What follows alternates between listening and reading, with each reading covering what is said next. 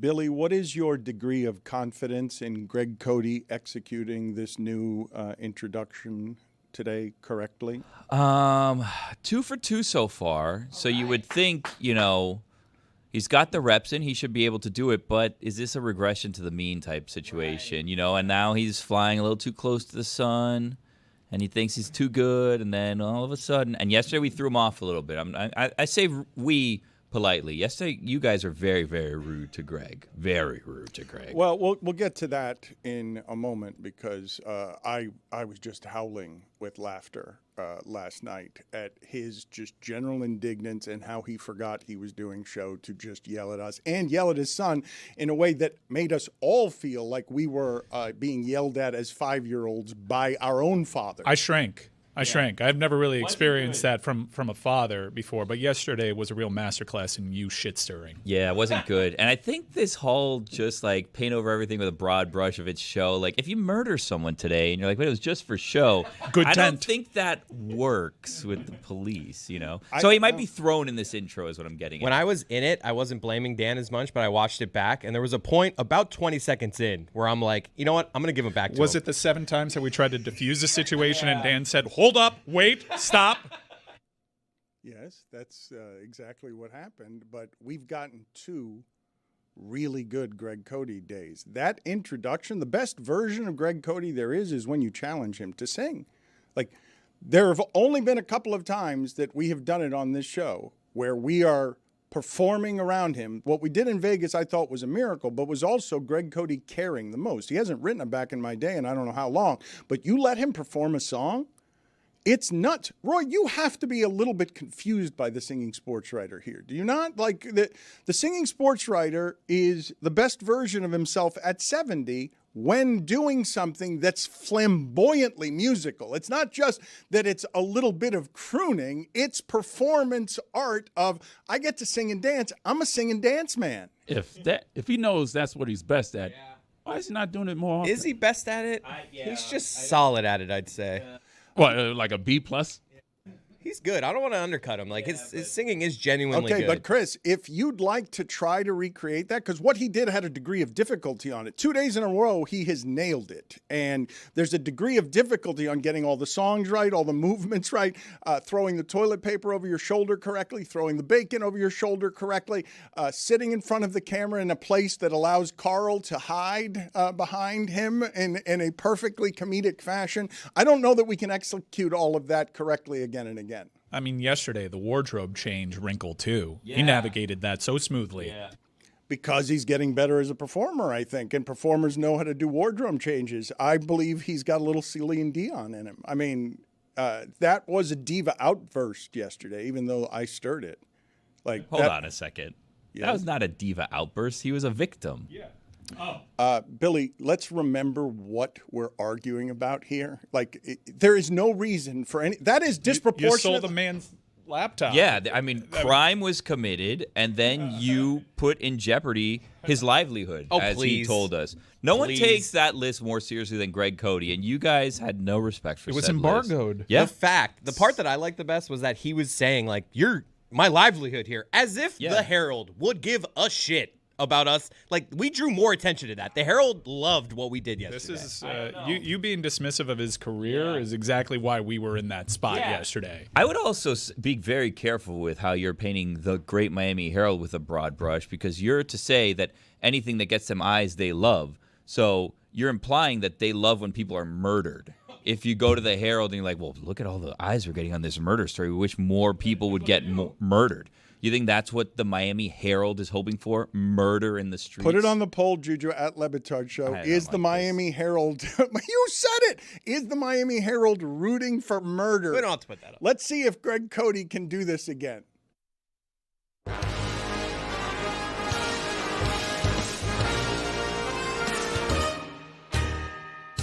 It's time to put on a suit and roll out the carpet. Crank up the tube and gather near. It's the best time of the year, so keep your dial right here. It's me and you and me again at the Suites.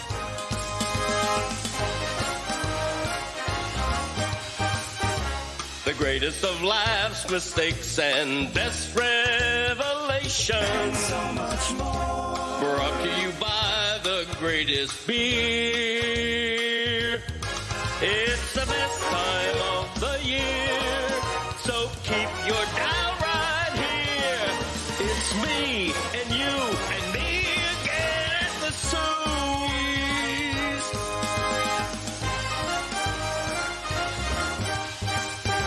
And every day you're gonna go to a website to vote on the sounds that brought you cheer. 'Cause it's the best time of the year, so keep your dial right here. It's me and you, it's me again and it's you. It's me and you and me again at the Sue's. That kind of thing. It's tough to do. It's difficult to do. Blacked out. What happened? And Greg Cody, if you were not watching or listening yesterday, I could argue that it's the angriest moment in the history of sports broadcasting. I could make that argument. Where else have you ever seen someone rabidly refuse to do any more show and threaten his son and threaten all of us? I saw Jim Everett slap Jim Rome once. Yeah. A good point by you. And, Greg got older today, huh? And I want to play for the audience. Hey, everybody, look how good I look. The context, you're breathless, you're winded. I want to performer. I want to play for everybody again. If you did not see it yesterday, and we've got a giant college football weekend this weekend. One of the biggest openings you will ever see. FIU Bethune to a season. Right there, opening week. I just can't remember a time where there was something like this on an Arch Manning, where he could really he could go from star to superstar one game. He can do it that quickly. Like he's somebody whose name you know, and in one game he could become the immediate front runner for everything in college football, or it could fall apart. And that's one of the games. You got Miami-Notre Dame. We haven't talked about that yet. But I want to start with what I believe to be close to unprecedented anger. And here's just a smidgen of it, because it was about 7 minutes. But here's 1 minute of it. Here we go. We got to find a second. Oh, no. They're going to be elbows grabbed. no. They're going to be elbows grabbed. He's furious. Don't say anything about it. I'm serious. I want my laptop back. I'm not the least bit amused by this. I'm not kidding in how angry I am. I'm going to send them both to the penalty box. I'm not going to the penalty box. Go together. I'll bring this. I want my computer right here before I do anything. Be in the penalty box. No, I'm not going to the penalty box until I get my computer right here. You can bring it to me. This is fine. This is good. No, you can bring it to me. Greg, you're going to stop that now. No. Okay? Yes. I'm not. You're going to stop that now. No, I'm not. I'll leave. I'll go home if you want me to with my laptop. But I am not going in the penalty box until my laptop is connected to my computer. My son this is not your fault. My son has gone over the line here. I am genuinely upset. We know. Okay, so how about make it right? Christopher, if I don't have that computer here in 3 minutes, I am not hosting the draft party Thursday night. Put the clock up Okay? on the screen. Lewis. Please, do it. I cannot express to you how serious I am Don't about hold Thursday your heart, night. all right? Yeah, No. I'm getting Scaring me. worried. No. On my life. Greg. I am not hosting this draft party Thursday night. I've never been more angry connected with this show. Anybody who thinks that's me is an idiot. On my granddaughter's life, I am not hosting this draft party unless I have that computer. Whatever number he said will not be where the Dolphins are in the Wait a race. minute. Oh, wait. Now the number's changing? Maybe, Oh, no. depending on how accurate he was. That was crazy. I just love him at the beginning of that. I want my laptop back. The next to last time that he was yelling at you, it's how I've heard him yell at you since you were 5, when he's angriest. He did not care that you're the executive producer. He did not care that he's sitting here and doing a show. The backstory on this, before I get to other things here, I just want you guys to know, the audience to know, that Chris Cody just this morning was still on the phone with his dad, who was still screaming, my ranking of the Dolphins comes out at 10 a.m. Eastern. And if you guys break that story before me, there's no draft party on Thursday night I'm hosting. Whoa, hold on a second. I don't know if you're aware. I'm a journalist, all right? And I have sources. I break stories sometimes. Greg doesn't get to tell me what stories I could attempt to break. Dude, you're going to kill me. But listen, this is my integrity. This is my livelihood we're talking about here. Greg doesn't get to tell me what stories to break or not break. If I have a source who's going to tell me, what ranking the Dolphins are before 10 a.m., Lord's time zone, Eastern time, everybody knows that. Well, nothing's stopping me from doing my job. Put it on the poll, please, Juju. Is the Eastern time zone the Lord's time zone? Does everyone know that? Chris, what is your description for the audience of what you endured this morning while talking to your dad again about trying to get a graphics package together that celebrates where he will rank the Dolphins? And I'm telling you, from just knowing your dad,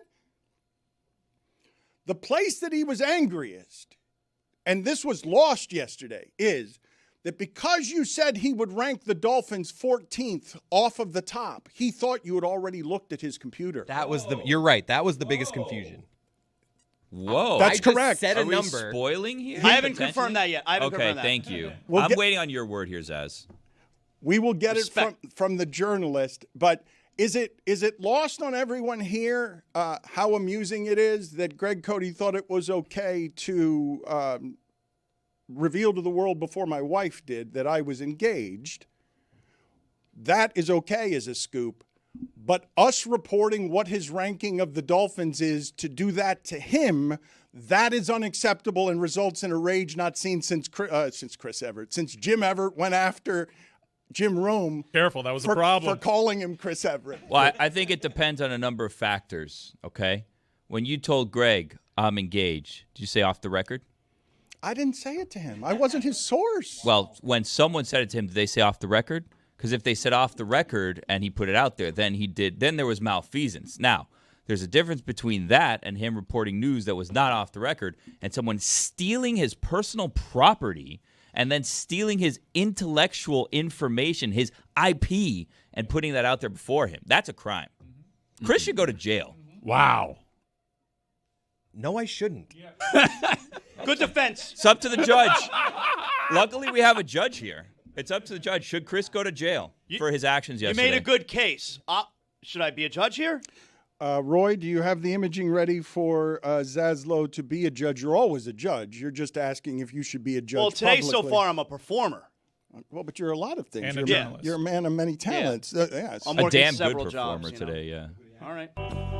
All rise. The Honorable Jonathan Zaslow now presiding with prejudice. That's not a judge's. Oh, it is a judge. It is a judge, Tread.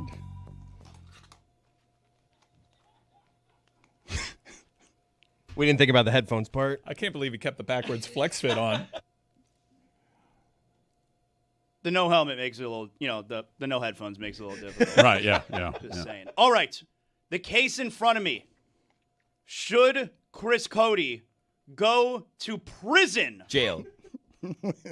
based on the evidence that the defense put in front of me, which was, no, I shouldn't. I side with the defense. Oh, wow. Chris Cody does not deserve prison with prejudice. Forgivable. Congratulations. Congratulations, Chris. I'm very happy for you. You do not get a prison sentence, but we do have still the problem of your father's wrath, which is real. Billy, Mike, you guys tell me what you experienced watching Chris say 9 times in a telephone, Dad, we're not going to put it on the screen before 10 a.m. No, I wasn't really paying attention to that. I shrank to the kitchen because yesterday was genuinely uncomfortable for me. It was not. I was not having fun.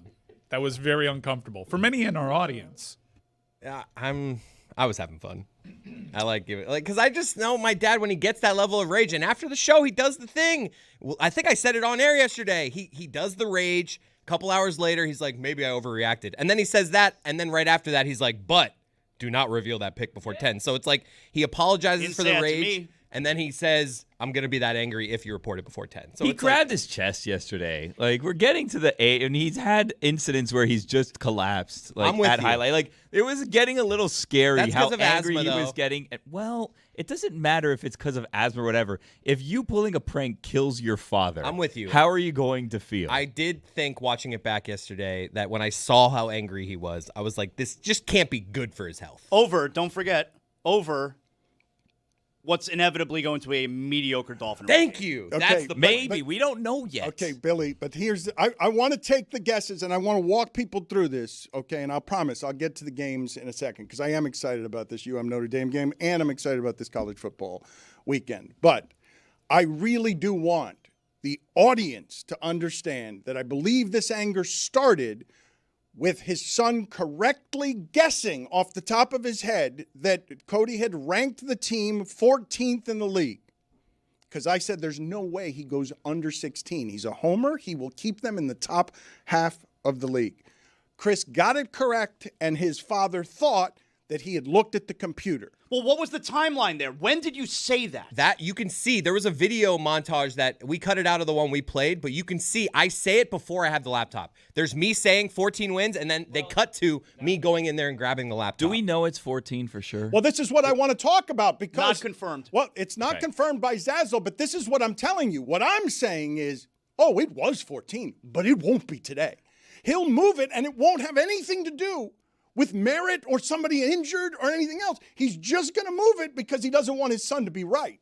Do you want to know a behind-the-scenes thing that I don't think you're aware of because you were in that studio when this was going on? So when Chris was back here with the laptop and we were kind of uncomfortable with what was going on, Chris had the laptop, and he said, I can't find it. And then he's hitting there were 40 tabs open. He's hitting every single tab that's open at the time, and Greg was actively typing it out moments before. And he said, oh gosh, I hope I didn't close it. And if I did, I hope it was saved. So while you guys are kind of egging Greg on, we back here are like, oh, there's a chance that he accidentally deleted all of the work that Greg had done. He said that, but Greg wasn't worried about that because all 40 of those tabs were his podcast that he was opened on. He was just checking how many downloads it had. It was. And I'm promising you, I'd like to take a bet here now, okay? Because I think we'll find out at 10 or if Zaslow breaks the story earlier. I imagine we'll find out before. Really? Well, this isn't a hobby of mine. Come on.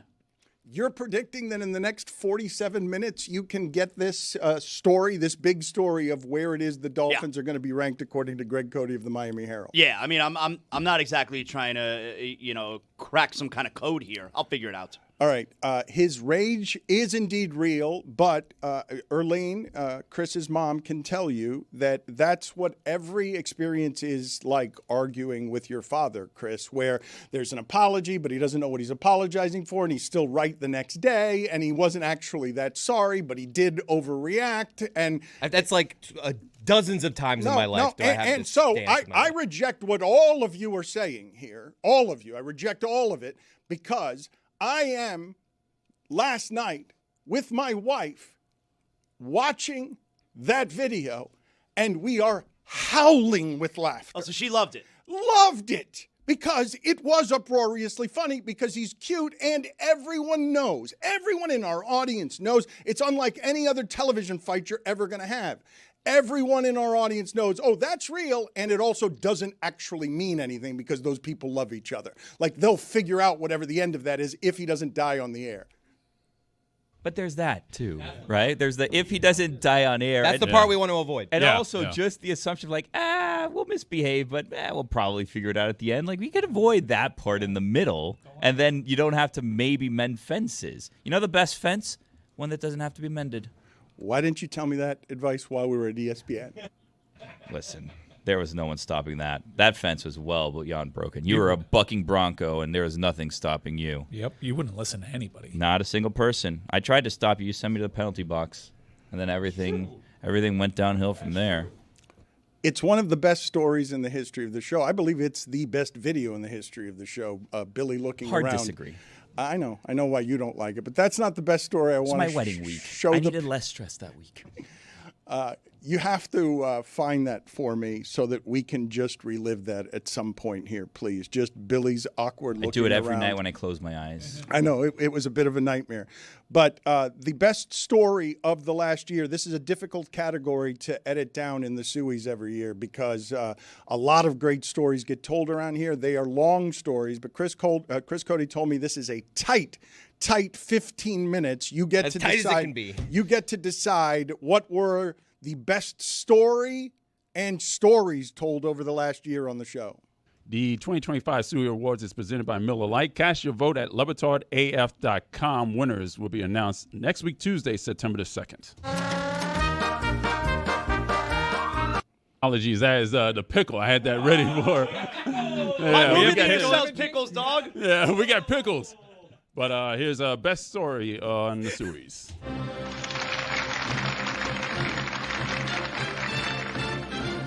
And now the Suey nominees for Best Story. Jamal Crawford's biggest loss in gambling. Shooting dice with somebody I shouldn't have been shooting dice with. I got in over my head and I started air betting. I don't know if you know what that means, but it's basically like I lost the cash I had. So then when I lost the cash, I was technically out the game. So I had to bet on somebody else while they were shooting air money. And it got so deep, instead of giving the cash, I said, I'll give my car. And I took my basketball out the trunk and gave him the car. True story. And you were a rookie, and what kind of car was it? Yeah, I was a rookie. It was a Mercedes. It was a S430. The Codys almost got in a golf fight. I can wait to let those guys move. Chances are I'm not going to hit them. So you know what? I'm going to speed this up. I'm going to hit. What do? I hit the shot of my life. Yeah. And there are two ways to run it up on people. You can land it 20 yards and it rolls into there. That's not as, no one's really going to get hurt there. Or there's, and the ball like lands and you're like, holy shit, I almost just died. That's what happened. It landed on the green. So I am like, I'm throwing up the international sign for holy shit, I'm so sorry. So the guy's reaction on the green, he's like a young guy my age, looks like a tough guy. He grabs the ball, just chucks it into the water. No. What? He takes the ball, That's and what I would do. see the motion, just chucking it into the water. Oh, no. And I'm sitting here saying, look, what I just did was extremely rude. Yeah. So I kind of get it. Greg Cody over here, 70-year-old Greg Cody, once he finds out the guy threw my golf ball, puffs his chest out, and it's just like, I had to essentially hold my dad back. It's great. From going to yell at this guy on my behalf, where then I would have had to be defending my dad. Yes, that's how rage and family bonds work, so that someone gets killed by a golf club on a golf course. Patrick Surtain Jr. and Sr. tell the story of the Dolphins-Broncos 70-20 game. Just for the record, by the end of about 2 minutes left in the third quarter, I was drunk. So I knew the score. But the thing about it, they were down, and Mike McDaniel kept throwing the ball. I'm like, oh, shit, he's trying to break records on him. But bad thing about it was humid. It was hot. Yeah. We was getting whooped in the sun. And that was. Wow, your dad went to get drunk in the while you're suffering on the football field. You're allowing 70 points, and your dad is hammered before the fourth quarter. I was watching out of one eye. The story of how Jessica and Lehman met. My other grandma actually died, and then I went to work the next day, and I was like, my grandma died, and everyone was like, oh, we're so sorry. And I'm like, it's okay, let's go to happy hour. And then we went to happy hour, and that was the day Lehman and I started dating. So much romance. So that's nice. how I remember our anniversary. Eduardo Perez was terrified his dad would see his shin guard. The trainer for the Angels comes out and beats our Tampa Bay trainer out to the field. And he's like, it's mush. He goes, let me look. And I said, don't.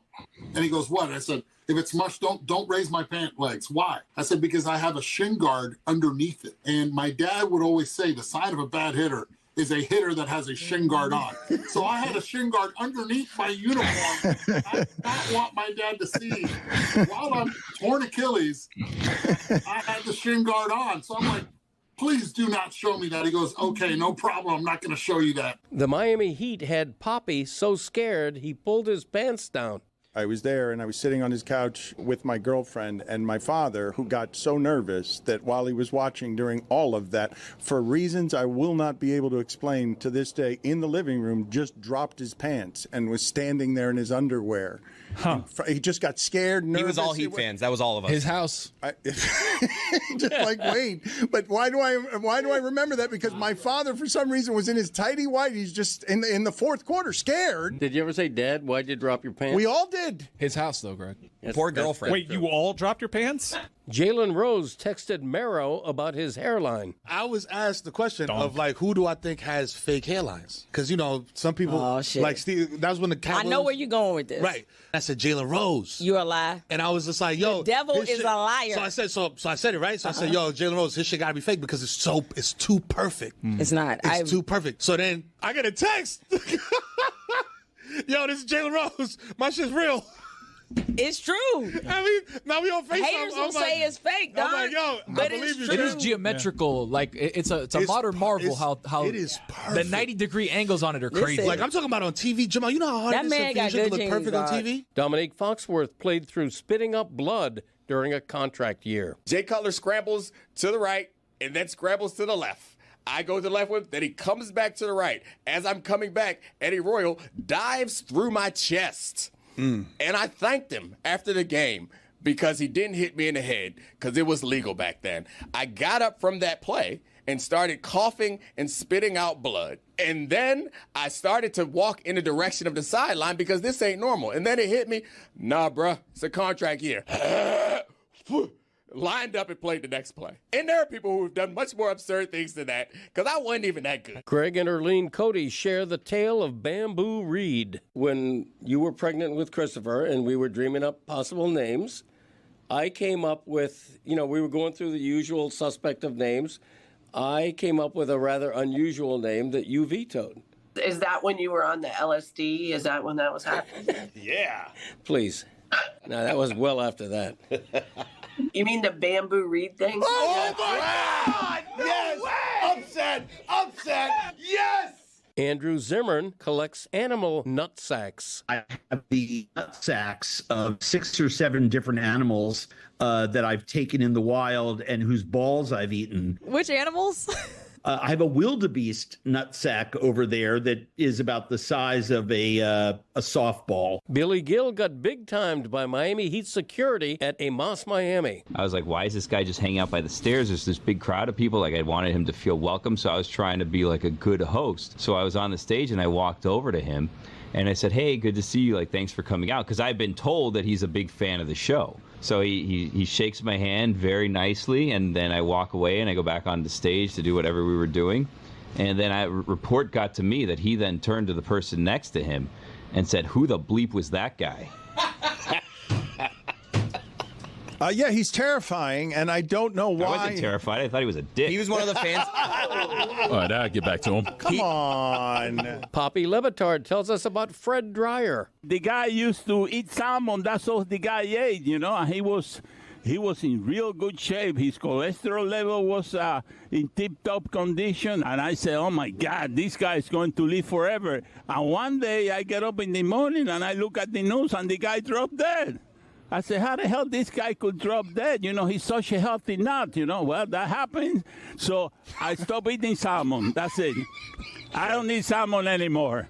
Let's clip that. Por si acaso, no? Por si acaso. I'm being told that Fred Dreyer's still alive. Nah, I don't believe that. My source tell me that he dropped dead a number of years ago. Amin El-Hassan got face-to-face with Mike Tyson. Crowded bar, and I'm walking out, and someone bumps into me until my drink spills, and it went all over Mike Tyson, and he turns around. And this is when he first got the tattoo, and it's glowing in the dark of the black lights. That's prime, oh my God. Prime, prime, don't spill a drink on Mike Tyson. That's no F. Gibbons, Mike. And this crowded bar that was really congested a second ago, it was all open, and it was just me and Mike Tyson, and everyone was 100 yards back. And his eyes, his beady little eyes were glowing too, and they were angry. So I said, the only thing that came to mind, assalamu alaikum, brother.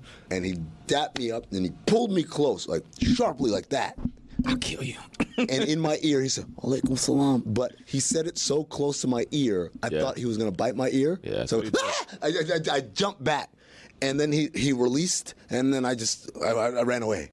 Jonathan Zaslow disrupted Brad Williams' show. My wife and I were at the show. We're sitting toward the back of one of the couches, and there is a really loud man who is behind us with a couple of women. They have been overserved. They are clearly drunk, and they are loud. And so I could feel the buildup. My wife is getting agitated at the people who are being loud and disrespectful to Brad. And it got to a point where I turned around and I yelled for everyone to hear, shut the f*** up. Just to be clear, Zaz is making his wife the Jada Pinkett in this scenario where it's like Will was sitting there like, I don't want to slap Chris Rock, but my wife's uncomfortable, so let me go assault one of the best comedians ever. So Zaz is sitting there going like, I don't want to ruin the show, but my wife's uncomfortable, so let me go ruin the show. Dan Le Batard's fireworks adventure. So I go to the park, all right, and I just take the very smallest of the explosives, and I light the fuse, and I walk away.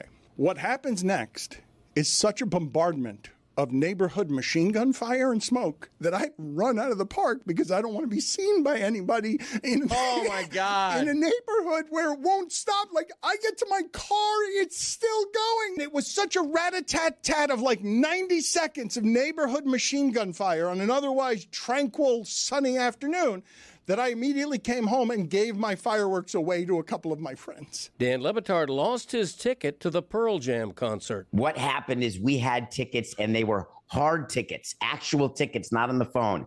Tickets were distributed to each of the people in our party about an hour and a half prior to the concert.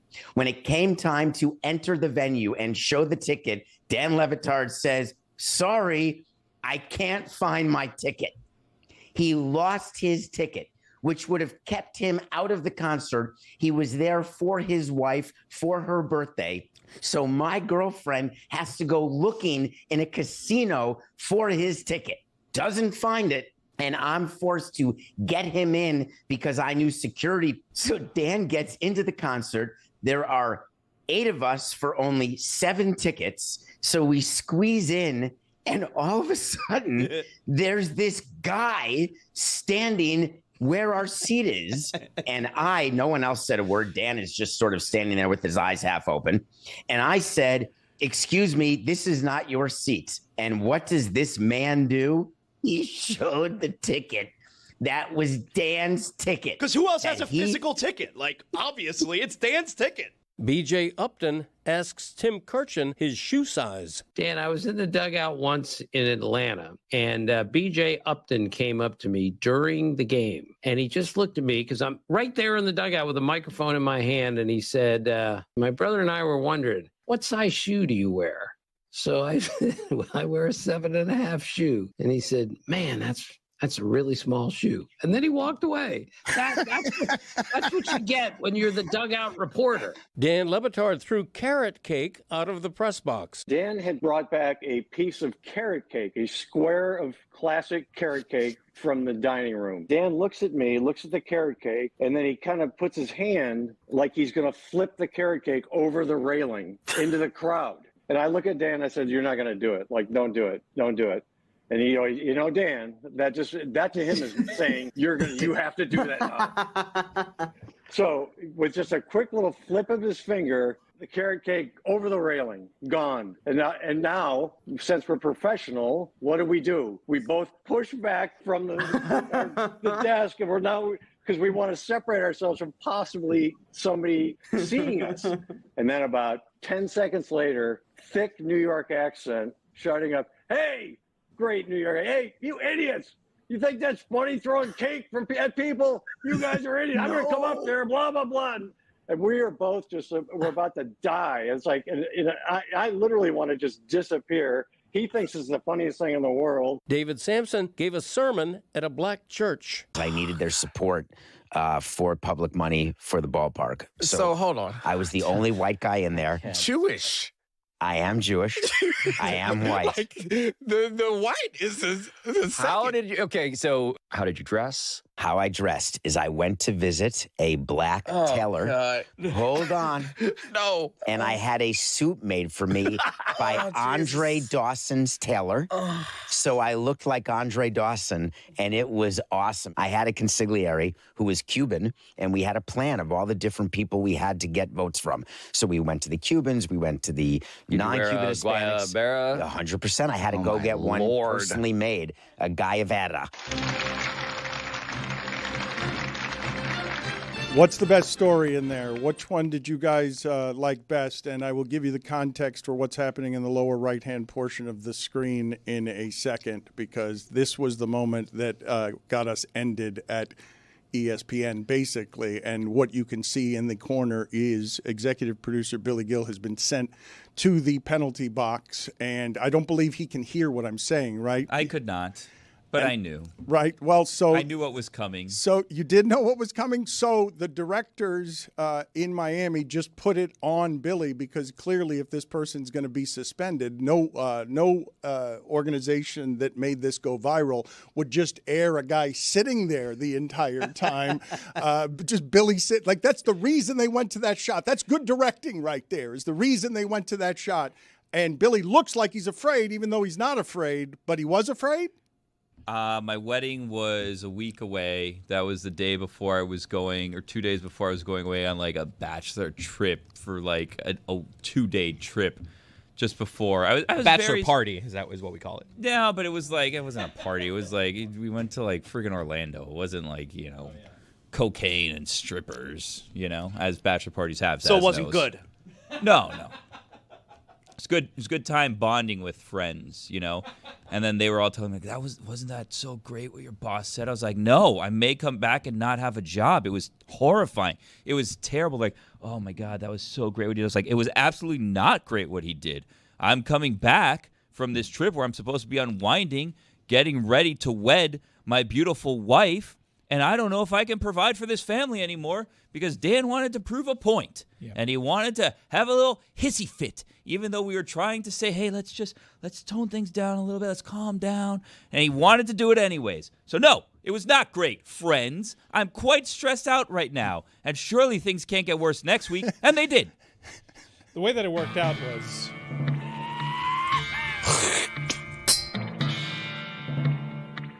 He came back from his honeymoon, and we were no longer going to be with ESPN. No, we were still with ESPN, but I came back from our honeymoon, and 790 said, hit the road, Jack. That was true. That was another thing. You guys are too hot for us. That was another thing that happened. Yeah. Oh, yeah.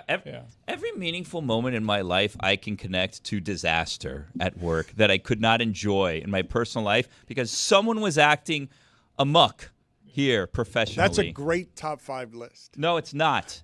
It's tragedies of my life, scars. Mental scars that cannot be healed. Years of therapy I've attempted to, unsuccessfully. Clearly. We will keep... Like the mark of a raptor. They can never be taken off of my soul. I was going to say brain, but soul. What's the mark of a raptor? Raptor. Like, in Jurassic Park. Like, I guess that maybe is a T-Rex. The mark... Like, I think it was a raptor. It's a very common expression. People say it all the time. Ever heard of Thomas Ederson? The Toronto Raptors logo is basically what you're saying. That was more of a basketball shape.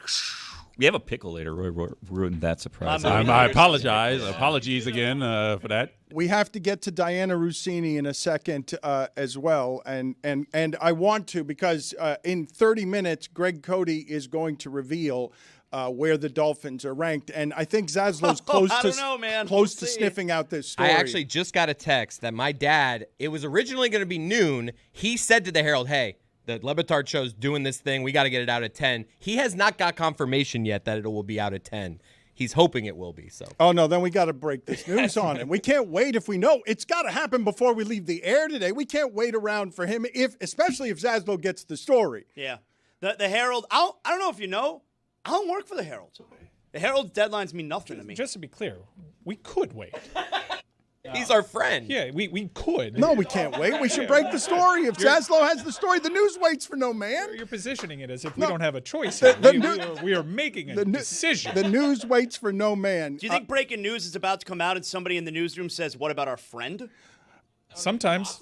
Yeah. No. Sometimes. What do you think the whole Epstein list thing is? Now maybe. It's not how it used to be back in Zaslow's day. I'm going to call your dad here, and as I do this, boy. I'm going to Another crime being committed. I'm going to Zaslow, FaceTime Judge. him. Put him on speaker. But hold on a second, and I will put, even though you guys shamed me for that yesterday, I will put him on speaker. But before I do that, just real quick, because we're in the local hour, and I really do want to talk UM-Notre Dame. Mike, what are you doing later today to talk UM-Notre Dame for 5 straight hours? If anyone wants 5 straight hours of Mike Ryan, hasn't been allowed to talk about it here, so he wants to talk about it 5 straight hours there. As a partner over at Canes Insight, make weekly appearances. Canes Insight broke a lot of news over the offseason for my money, and quite literally my money. The best Canes coverage there is out there. We're doing our 2nd annual Hurricane. Last year we kicked things off with a 5-hour marathon that had a ton of guests. This year the marquee is even bigger. It begins at 3 o'clock. We have Chris Felica, Bruce Feldman, Jay Lucas, a new men's team coach, David Lake, Jessica Smetana, and Mike Golick Jr. will be joining us, Kevin Clark, Brett McMurphy, and hopefully a big-time special guest. Dude, you should get Xavier Restrepo. He's got nothing going on now. He's got nothing going on. Waived by the Titans yesterday. Billy, how many people sent you that? Because just you, but I had other people tag me. Yeah, I don't like this. I don't like that I'm being, tagged and people think that I'm celebrating someone's downfall. Which you are smiling. Well, no, because I got the text from Dan, so I knew we were going to get here eventually today. It's his dream. It was an easy joke to throw in there, but I don't like being, attached to essentially my words.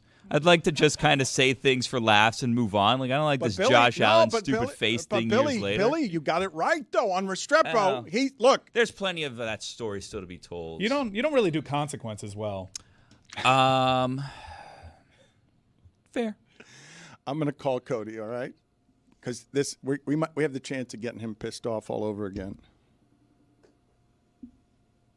I'm nervous about this. For the podcast listeners, Dan is calling Greg Cody on his phone, maybe. Turn the volume up. Seems to be confusion there. He's fumbling around with the phone there. Yeah. Now he's raising the volume. Yeah. It's not I don't hear a ring. 2 fingers, thumb on one all side. Right. Oh, couldn't figure it out. We'll try again with Diana Russini.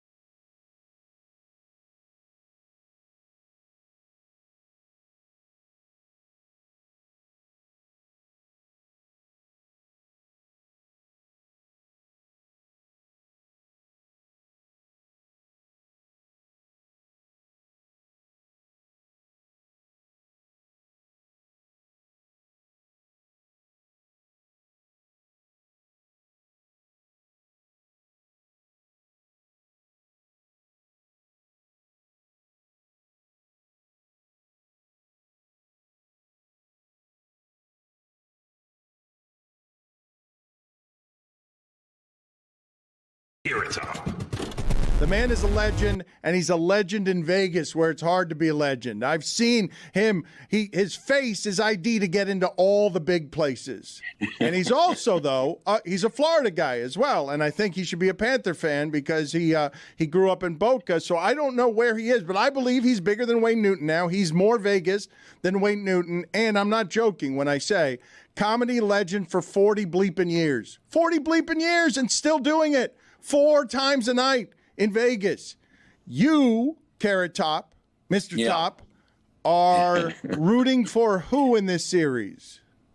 You can't say 40 bleeping years. It just doesn't sound cool. You gotta say 40 years. But it's gonna be really rough. This might be the hardest decision of my life, being from Boca. I think I performed at the Sunrise Musical Theater when I was young. But my roots, I'm in Vegas. They're listening to me right now. I'm here in Las Vegas, and it's tough. I got to be honest. I think my heart is a little more for Las Vegas. What? No! I know. No! I'm here you every night. sell out. You sell out. Are you cranking it before the game? Yeah. You mean like drugs? No, I mean the thing where you crank it and you get everybody hyped. Hey, are you cranking it before? Yeah, man. No, Have you ever cranked it? Yes, they have. That's a personal question, but yes, I have cranked it. They give me they gave me that twice. I've done it twice, and apparently Wayne Newton has beaten me by one crank. So I was watching. I was at game 2, and I was watching. I've got to catch up on crank. I got to catch up on a crank. Wayne looks great. Wayne looks like hell. What are you talking about? Be honest. Come on, Karen, Tom. No. That's not No, I love Wayne. Seriously. Then you can't take out the legend. What's the matter with you? But you are. You are more Vegas. Wayne. No, you are more Vegas than him, though. You are. I helped. No, he's Mr. Vegas. I'm Mrs. Vegas. He changed one night. We were doing a video, and it's really hot, right? I looked over, and Wayne Newton's hair was dripping. So I went over and I said, "Your dripping with what?" I said, "I got to fix your hair." And he looked back at me, and I said, "It's just drip." It was like a little black, Oh no. Guy was dripping. So at least I fixed. No, it's natural. It's just naturally dripping. It was naturally dripping. Wait, I want to really. I didn't let him sit there and drip. I thought I should probably step in. But you have seen Hollywood melt away, vanity melt away, and so you had to laugh to yourself that symbol for Vegas excess, that his hair was dripping down his face. Yeah, I know what to do. No one else was doing it. The makeup artist was like, "I'm not touching it." I'm like, "Somebody fix Wayne Newton's hair." So I took over the. I mean, you don't hate the Panthers though, because they keep getting no, but their fans I love the keep Panthers. Love the Panthers. Great Americans. No, I love I don't know why I'm doing my Trump impression is the worst in the world, but I just go into it when you need to. I think it's pretty good. Oh, is it? Is it pretty good? Yeah. Pretty good. I was telling Sasha Michelle Millett that Carrot Top does a really good Donald Trump. Always been a fan of you, Bob. Always been a fan. I wish we could say the same. Hey, oh, come on, we gotta work together. Well, I love this game. It's very exciting though. Coming to 2-0. I mean, it's really this town's going crazy, as you know. And they're getting in the way. Florida's probably going crazy too. Oh yeah. Are they talking that already? They have you ever been to the arena? Because it's kind of where you went to community college. It's like in the Everglades. I was curious as to where it was because I said I lived in Florida my entire life. I don't think I've been to that area very often. When I went to Boca, I was in Boca. I guess it's not too far from there. It's right next to Sawgrass Mills. You ever been to Sawgrass Mills? Sawgrass Mills, man, it's been a while. But they apparently have a hockey team down there, so that's good. This is a good show. How do we get Gustav Forsling going? What's that? How do we get Brandon Montour going? Like anything else, they're gonna have to get these guys motivated, and that's what they did in the last game. I mean, I think it's just like watching the basketball game last night. I'm not a huge basketball fan, but that series is unbelievable. How close the first, second, third games have been by one like motivating thing, one factor that all comes in. Same as the Knights, they came in really motivated. Now I think we'll see what happens down in Do you think Florida. Game 3 was rigged though? Because we have some game rigged. Yeah, like the officials rigged it.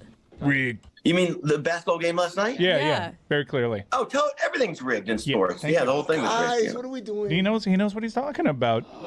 Does when Wayne Newton speaks to you, do his teeth whistle? He doesn't. Yes. They look like they whistle. He said yes. He said yes. Yeah. I mean, I'm not going to say. He never speaks. What am I talking? He never speaks to me. What are you crazy? He's never spoken to me. There's no eye contact. No eye contact. I got to be honest though. It seems to us, honestly, and I don't know if the Vegas has gotten to you. The vanity teeth whistle. Yeah. That's the ref. They just look at Wayne. Jay Leno and Noise Letterman with a sandwich for laughs. So honestly, thrilled to be doing this with you because I have admired your work. You are just such a sculptor. You're an artist as a comedian. It's sort of the why. Why, thank you. Well, the craft of it. It's such a hard way to make a living, Jay. I don't even understand how you make a living that way. I really don't. You have to be demented to choose, you know what? I'm going to laugh my way to the top. I'm going to take the expectation of funny, and that's how I'm going to get rich. Get out of here. It's crazy. It seems sort of second nature to me. I think it's one of those things if it's what you like to do, it just comes. I remember when I was in college, I'm dyslexic, so I would get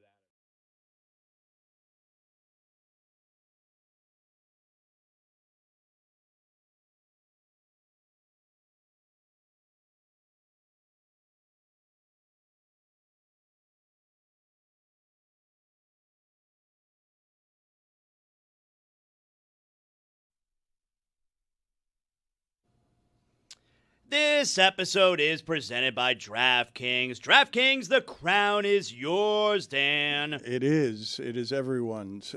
We have Diana Russini on with us this season, and it's nice to have her back. I hope we are joined by more impersonations of her mother than we have gotten in recent developments around here. There's a burning question on ESPN right now. I just want you guys to know. And the question was, Notre Dame likely to run the table if they beat Miami on Sunday? And Louis Riddick said, yes. Burning question. Burning question. He's already saying Notre Dame undefeated if they win Sunday against Miami. They got a really hard schedule. Really hard schedule. At Arkansas, Texas A&M, Boise State. Hard disagree. Okay. That's good, healthy disagreement. I hope it gets inflamed the next 3 days. Regression candidate. Diana, before we get to all the football news going on, do you mind if I just call my friend Greg Cody here real quick again, because we've got a breaking story around here, and I want to get your opinion on it as well. So just hold on for just a second, all right? She said yes. Thank you, Chris. Yeah, I have a story, so I need to just take a break. Dueling breaking stories. No, there's big breaking news in the NFL. Okay, there's big breaking news. Hold on a second, Greg. We got big breaking news in the NFL, and Diana's reacting to it. Mike, what's the big breaking news? Adam Thielen, homecoming. Adam Thielen going back to Minnesota. There it is. Diana Russini is on the story. Greg Cody, you've been scooped. Adam Thielen is going back to Minnesota. We are calling you because Zaslow is saying that as a journalist, he has a responsibility to tell the American people what your rankings of the Dolphins are, because we have the news. We know what the number is, and Zaslow wants to break the news before the Miami Herald prints it. I can't stop him from doing that. Maybe the draft party Thursday night can be at Zaslow's house if that happens.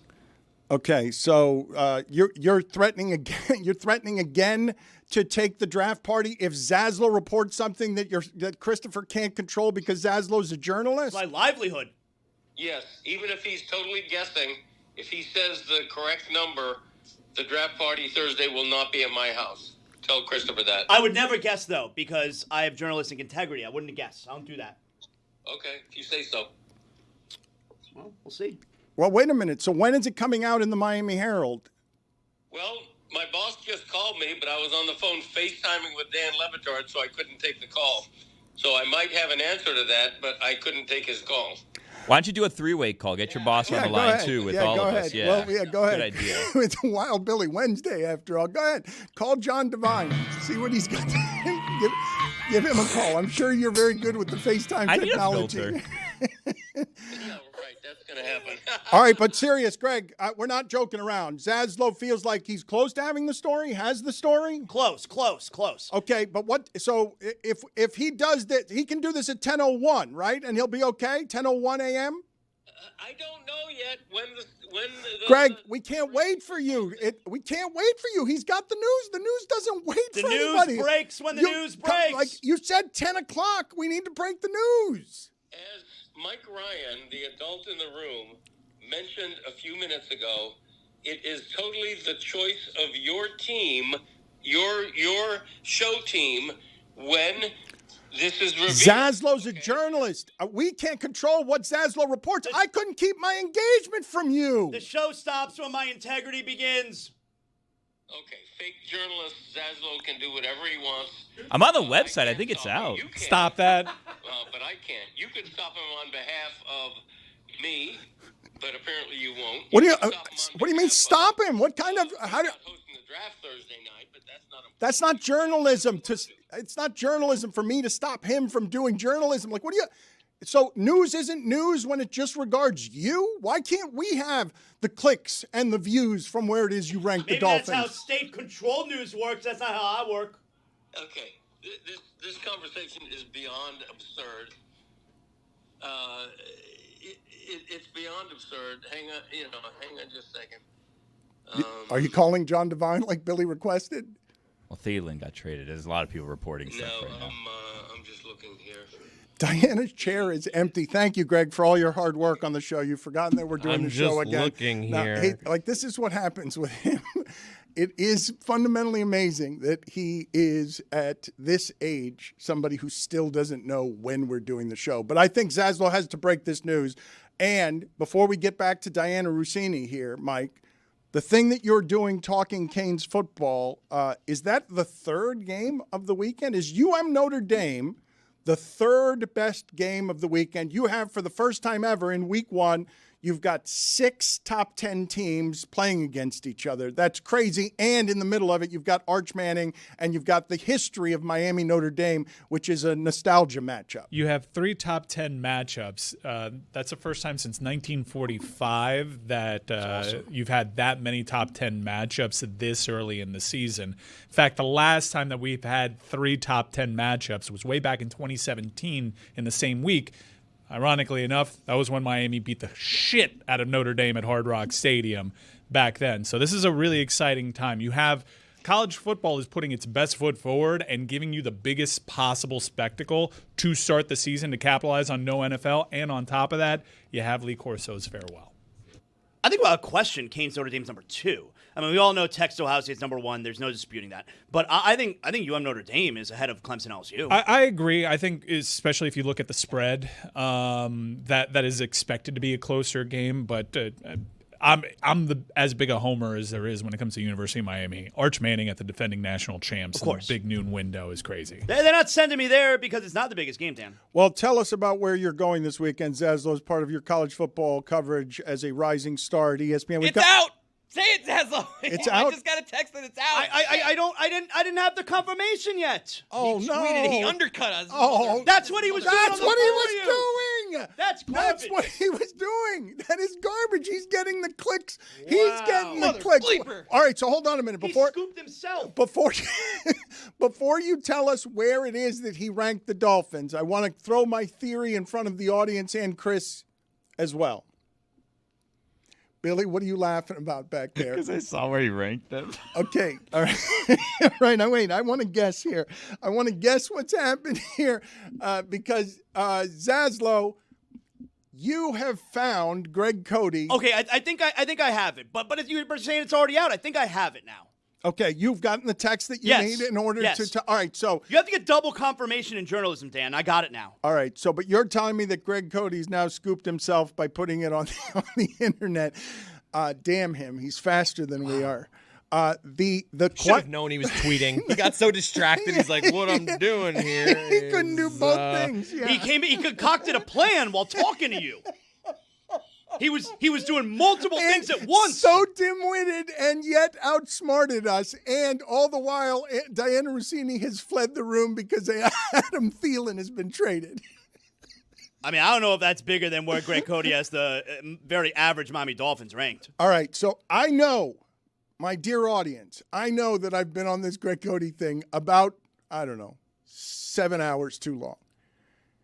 But I believe what happened here is this. Chris Cody yesterday correctly said what his father had put the Dolphins at, which was 14. Greg Cody misinterpreted that as Chris Cody looked at my computer and became immediately enraged. Escalated toward us all sorts of threats, and now I believe he went home and changed where they are. But he's not going to drop them out of the top. He won't drop them out of the top 16 because he will have them in the top half of the league because he's a homer forever. I would think he might even go up with them just to throw us a curveball because we would assume he'd go down with them. See, this is interesting. I'm going to tell you now what I found out, okay? I had them, based on my sources, all right, that he had them 14.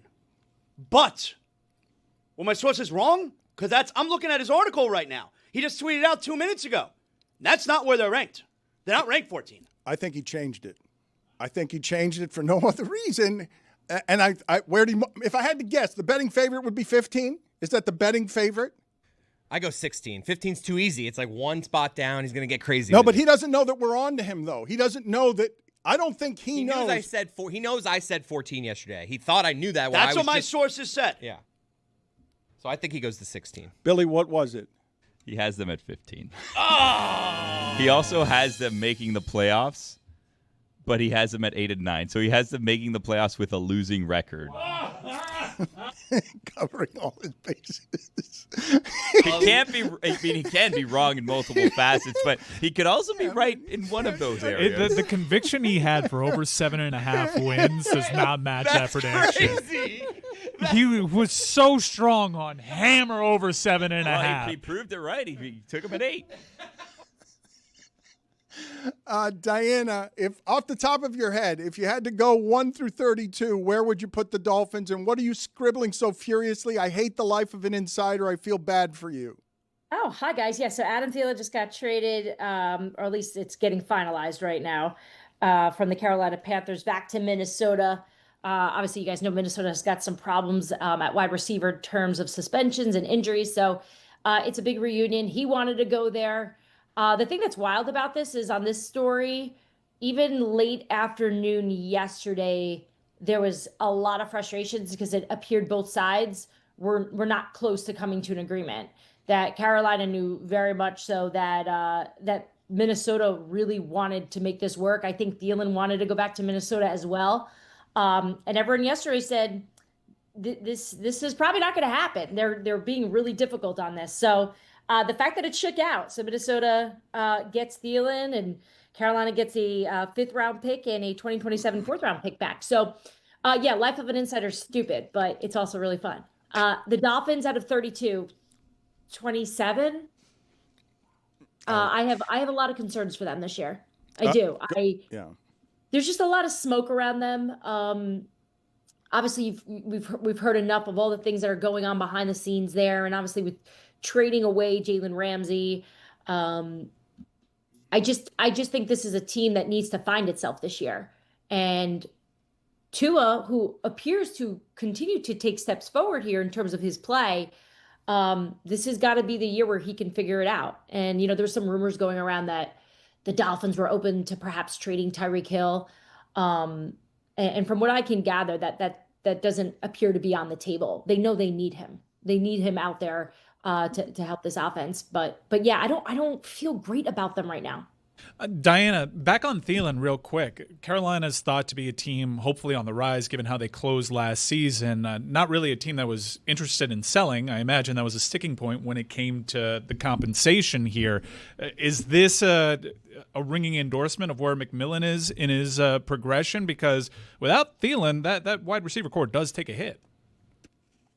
Yeah, no, look at it from Dave Canales and Dan Morgan's perspective here, right? They are trying to build something and they're trying to get the most out of a quarterback that has been really up and down.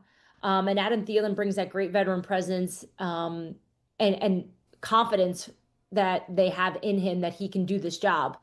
So it made a lot of sense that Carolina was being tough about it. I kind of understood their perspective on it. But they obviously made the decision here in the end that they are better off trading Adam Thielen now to at least get something in return for a 35-year-old wide receiver rather than just have him this year and get nothing for him next year. So I'm sure Minnesota is thrilled right now as I'm told they are currently trying to work out the contract situation for Adam Thielen. Diana, would we make your life easier right now if we just let you go? Because I don't love the stress that we're putting you under. You're in the middle of something and you need it. No. You're all right? Because I feel like your head is racing because Adam Thielen. I'm just doing what I have to do, which is like 3 jobs at once. Okay, so you have to do this. But if this is bad radio, then I get it. So it's not bad. I just don't want to keep you. I don't want to keep you from your job at the Athletic, where you're always busy being an insider. But the news that you're getting here on Adam Thielen that makes it that we can't talk to you about the rest of the league because the league stops when Adam Thielen gets traded. What the league doesn't stop. No, the whole league. No, everything. Your life just shut down. Look, I saw what Diana.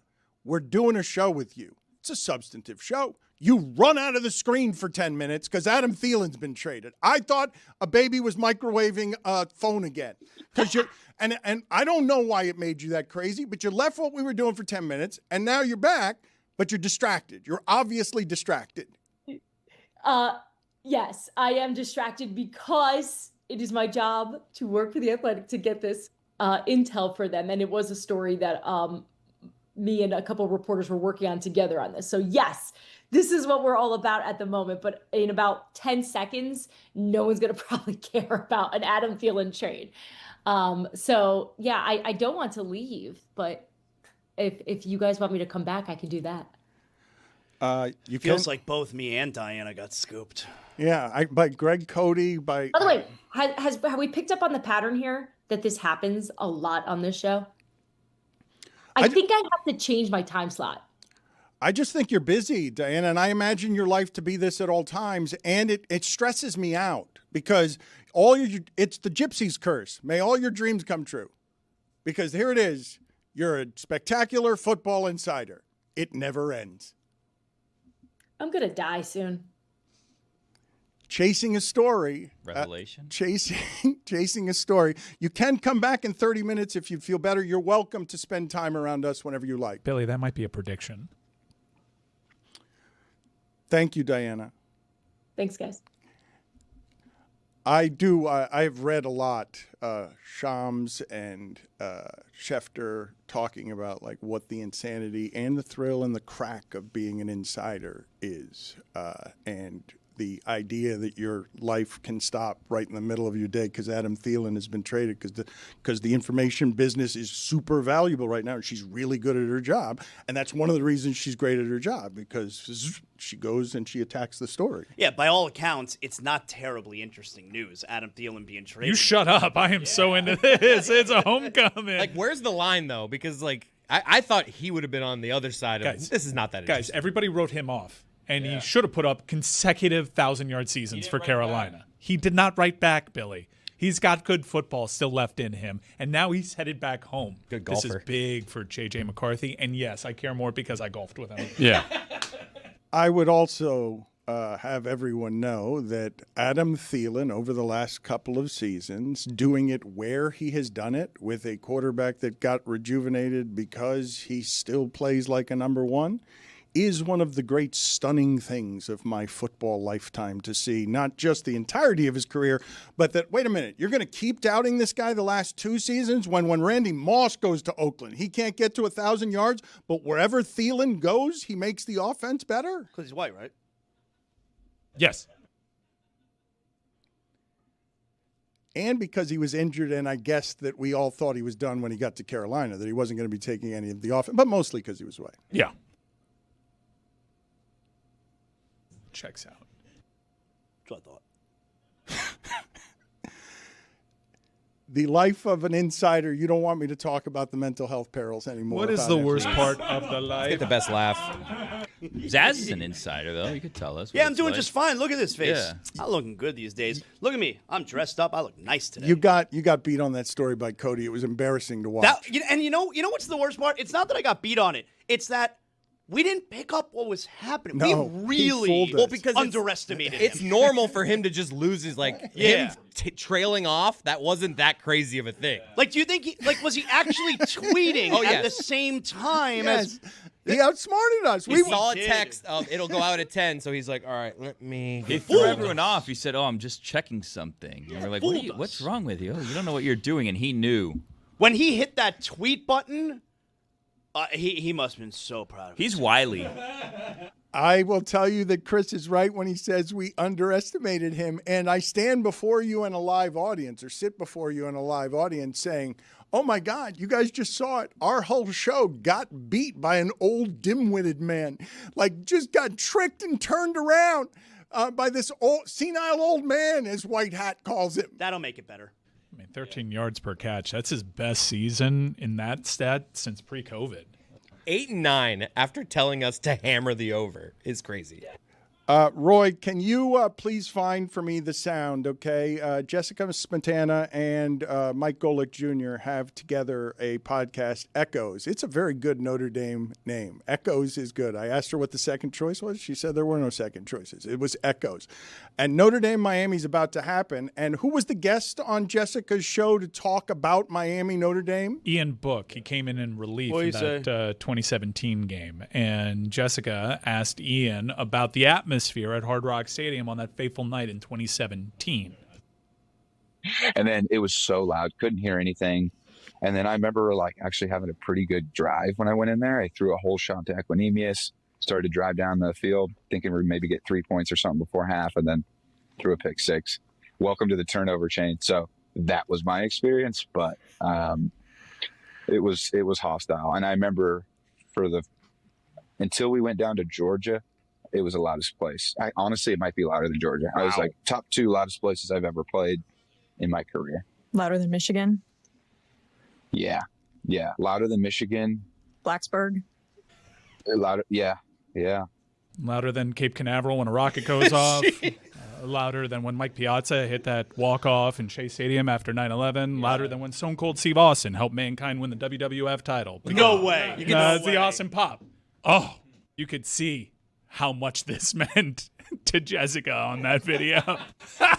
Not happy that was the answer. Why is it so hard for people to believe that people in Miami can be loud about sports? The thing is, it's like such a crazy cell phone because we're capable of that kind of atmosphere, and we don't really dial it up to that level nearly enough. People are right to take shots. We don't give us. it away. You got to earn it. Well, I think on Sunday they're gonna earn it. I mean, it's a top 10 matchup at Hard Rock Stadium against a hated rival that hasn't won down here in Miami since 1981, and usually they get their asses handed to them when they come down here. So Mike Ryan is about to do 5 hours of twitchy cocaine, where he talks Canes football all afternoon because. If you're going to get into the nostalgia of sport with The Last Dance or with the Cowboys documentary or wherever it is that your grandfather or grandmother or father or mother passed down the stories, Notre Dame, Miami has no real good reason to be a rivalry other than before all the chaos of today with the conferences, like a couple of independents kept facing each other, and then it became a holy war, Catholics versus convicts, and it was delightful. It was just magical and partly racist television that so the convicts from Miami, and they made a couple of 3 movies about it, one of them from Notre Dame's side, because they played at the top of the sport and they were so different. And so you have a clash here of what you can say are historical titans, and Jimmy Johnson began his rise as unpopular when he kicked Notre Dame's ass on television and ran up the score, and Notre Dame, I think, who was the broadcaster? Was it Ara Parsegan? Just wailing on, have some dignity, have some class, because that's where, Miami passed Notre Dame. You're about to do 5 days of tailgating toward this thing, correct? Oh, yeah. Yeah, bunch of idiots are flying in town for this one. This one's going to be great. I'm super excited about this because I'm super excited about the season. I get really jacked up for this rivalry. Notre Dame is coming off of season in which they were unbelievable despite being hurt throughout the college football playoff. They earned that ranking. They were a runner-up and performed admirably against a much better Ohio State team given the MASH unit that they became. I'm super jacked up about this because I also believe us to be a really good team, Miami. I think Miami is good. I think that there are perceived advantages, and most people may just blindly say, along the trenches, Notre Dame's better. No, they're not. Miami's the bigger team along the trenches. This is going to come down to Miami's reshaped defense, whether or not they can stop a really good running back in Jeremiah Love, and to see if they actually did indeed improve that secondary. It's going to be pretty wild because I think that, look, I remember that game in 2017. I wasn't there, but I was watching it, and just even the way it came across on television, it was the most obvious, Notre Dame has no chance tonight. And then, of course, it was 28-0 before you blinked, all right? And I feel like going into the game this weekend, I feel like there is going to be this responsibility from the home crowd where they want to live up to what that was like in 2017. So it's going to be just as loud, if not louder. I agree with you. It is kind of strange, and again, a cell phone that people are chasing the ghost of 2017. For that stadium, that's always been the barometer for a raucous environment. And I do think that there is kind of a responsibility to live up to that come Sunday night. Yeah.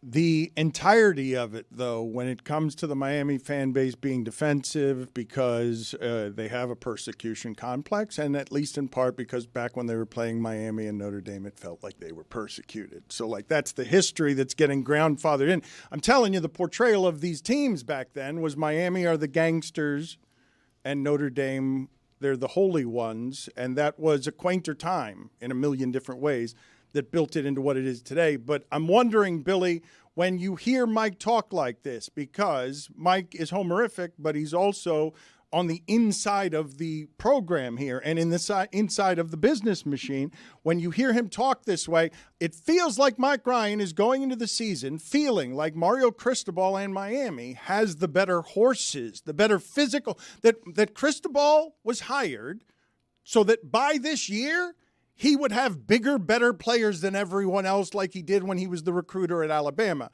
So it seems like Mike feels like he's seen something in these practices that has suggested to him, oh, no, Carson Beck is going to pick up where Cam Ward left off. And that feels optimistic in a way that would feel biased. Can it be both biased and informed? I mean, once the games are played, I guess we'll find out, right? Because they've just been playing against themselves. You don't really know where any team stands presently. But Mike feels like he knows. I feel like I know. He said that they were going to win by 3 scores last week. Yeah. That seems a bit optimistic. But Mike is carrying himself as if he feels like he knows something. But that's Mike. The rest of us don't know. Yes, that's Mike. That is Mike just generally walking around. But on this particular subject, he's going to do 5 hours later today because he can't talk about this enough. Like, we have to go take the air out of the tire over there. Oh, I'm going to try to talk about it enough. I might. I think we have.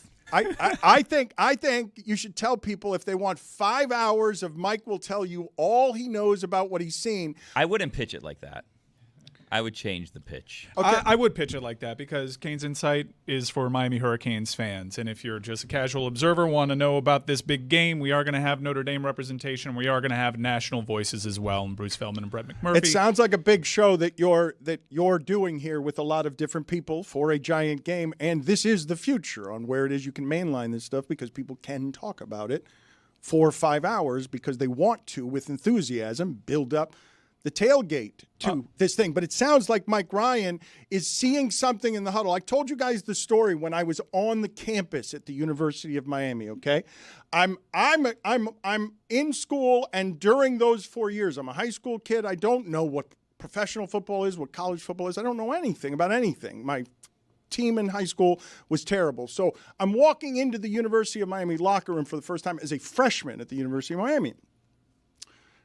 I've not been in many locker rooms. Standing in front of me is Jerome Brown, who would go on to just terrify the rest of the league. But at this point, I'm a freshman. I'm like, this is a student who is my age at school here, Jerome Brown. And so I don't have any context for a home team that they didn't lose a game while I was in school because their guys were bigger than everyone else. And then when I went in the locker room when they were on probation, I walked into guys with pimples on their faces, young guys, clearly kids. And I'm like, oh, okay, now I have the context for this. It feels like Mike's in a locker room where he's saying, no, they've got the studs this year. It has to look a certain way. I remember being at practice during the Manny Diaz years going, who the hell is that? And it being Lou Headley, the punter. And there was one other guy, Chase Smith, who's actually a holdover still on this roster. Now you barely notice him. I remember feeling good about Derek King coming back. All right, let's do this. Let's go measure ourselves up against Alabama, and stepping on the field in Atlanta and knowing right away we had no shot in hell because they dwarfed our guys. Okay, what were you saying this time last year? This time last year, the body types are there, and that Cam Ward is going to be good. And by the way, I think Miami delivered on expectations. They didn't surpass them. Would have loved to get to Charlotte. They didn't have an opportunity to play the other teams in the mix for Charlotte. They failed. They blew a 21-point lead. That would have been a great end to their season. They would have had one loss headed into Charlotte. They were They were close to 10 wins last year, and that was pretty good for year 3. Year 4 needs to end in Charlotte. Year 4 needs to be a CFP appearance. They look really good along the lines 1 through 22. I like where they're at. Now, it's not exactly what Dan said. They're not going to have the talent advantage against the likes of Texas or Ohio State. Miami's outgunned in that regard. But it's going to come down to, are our guys good enough on a given day along the trenches to be able to dominate individual assignments? And I think 1 through 22, this roster is as good as it's been in Miami in like 20 years. So Stugotz is doing God Bless Football, and you can catch God Bless Football every day. And I've been wanting to talk to him about the New York Jets practicing on Sunday by themselves. They had no coaches. Did you guys see that? They had a players-only, like, not a lot of people have seen that, a players-only practice where they go out there on their off day to practice. This is after I have seen a Hard Knocks ripoff on Amazon that I had not seen before called The Home Team, where Amazon Prime is doing on 6 Jets players from last year. I don't know who they are. Can you look this up for me? They're going through the lives. What are you laughing about? Billy and I have a theory. I think that you said so Stugotz as a crutch and just a normal transition, and then you covered it up pretty well and went into the New York Jets. That's what I thought, too. I thought that was like just your normal muscle memory transition. I thought that, too. You were so good at making it seem like we were going to talk about this Jets practice, and that's your natural transition, but I think you got caught up. True or false? Wait, Judge Zaz, you want to make a ruling? Well, I mean, I can't read his mind. Like that's not a case that would be heard in my I just want to see the prop again. What? I will admit with great shame, I hate the way these people can see through me. All of that was not only that I had done it, I put my head down and started doing like a cat with kitty litter, just saying what's in the file on the Jets that I got in my head. It's a good recovery. It was a great recovery. Thank you for noticing that. But I actually wanted to keep talking about Notre Dame, and I just lost my way with the crutch. You just said so Stugotz. Yeah. You don't think that while people are hearing us talk about Notre Dame, they wanted to all of a sudden hear about the Jets practicing on their own? Some might. Huh? Technically a walkthrough. You're not allowed to have practices. You know that Chiefs also have their own Hard Knocks? Yeah. There's called so many. Chiefs Kingdom. The Kingdom. Too much. The Cowboys have their own thing. Too much. It's a lot. Just kick the ball off. Actually, you know what? Don't. Thank you for laying out and not having preseason football. This week is college football. See what I'm saying? Zaz, see? No, but he's they're not glad. taking a week See? off. See? It's a week off. No, it's from not the a Yes, week it is off. a week off. See? He likes No, his it's week a off in the ramp NFL. up. Week off. It's a ramp up. Were they playing last week and the week before and the week before that? It's Are always they playing, been like this. Are they playing next week? No, this is a fairly new thing where where they take a week off before the regular season. But we're not stopping. This isn't a go and stop and go again. They started. Now they're stopping? And then next week they're going again. This is a ramp up. It's a ramp up. It's a little break. Just saying, keep your mind open. It hasn't. My mind's open. It hasn't started yet. You want to start and then stop for no reason. Right. No, not for no reason. Can you stop interrupting Dan? He wants to talk about the Hurricanes. And the Jets. Jeez Louise. And the Jets. Enough, Zaz. God, well. Klubnik versus Nussmeier in Clemson LSU. I mean, there's so many Heisman Showcase games. This is wild. Hey, looking back on the film, Riley Leonard been a lot to Notre Dame. When they needed to play, Riley Leonard was there.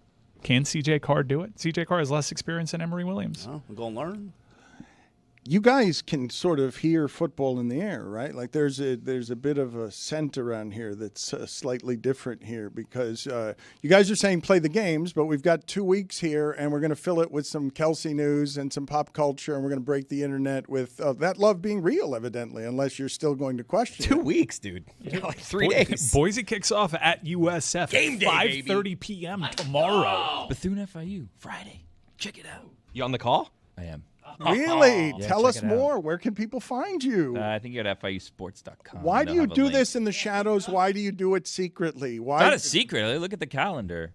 It's out there. There was a press release that came out, and then it kind of went away. I want to see this calendar that says FIU Bethune and then has your name underneath it. You don't believe that I'm going to do it? Or No, you don't I believe do, the but you're calendar telling people to exists? look at the calendar. No, I'm just saying it's out there. I'm not one of self-promotion. Unlike you who walks around, oh, I'm on game night, I'm on this, I'm on that. You know, it's not me. Oh, look at me, Zazo 2.0. Oh, look at me, I'm on with That's your Amber. impression of me? Oh, look at me, I'm on with Freddie Fitz or whatever. Like, Yeah, that's- Freddie Fitz, big star. Yeah, well, I'm bigger than you. Ooh.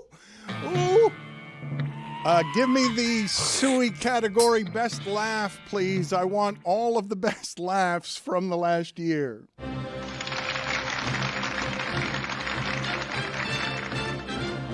And now the Suey nominees for Best Laugh. Big Mac, the Elser Hotel valet guy. Adnan Verk. Al Michaels. I want to... Amin El Hassan. Andrew Hawkins. Andrew Siciliano. Clearly. Baron Davis. Billy Gill. Bob Costas.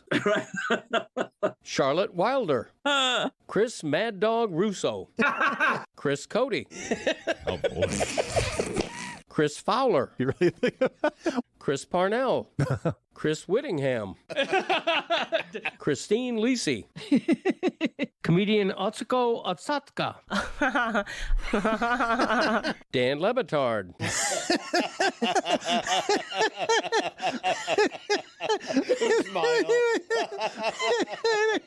Dan Le Batard again. No.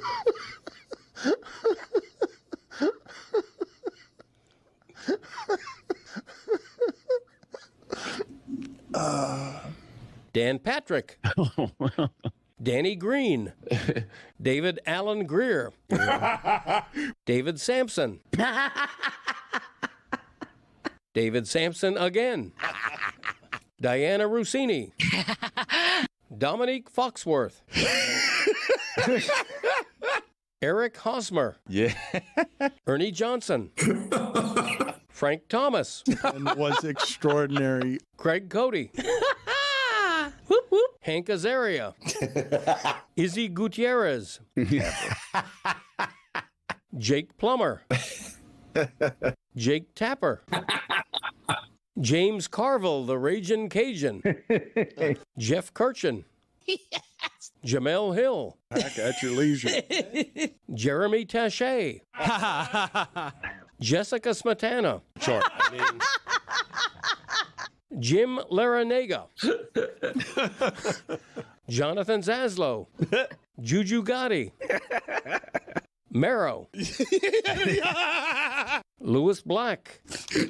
Maury Povich. Michael Ian Black.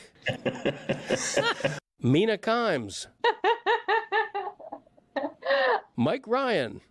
We found out who was that one. NASCAR driver Ryan Blaney. NBA insider Chris Haynes. Nick Offerman. Nick Offerman again. All right then, ribs. O'Shea Jackson Jr. Pablo Torre. Poppy Le Batard.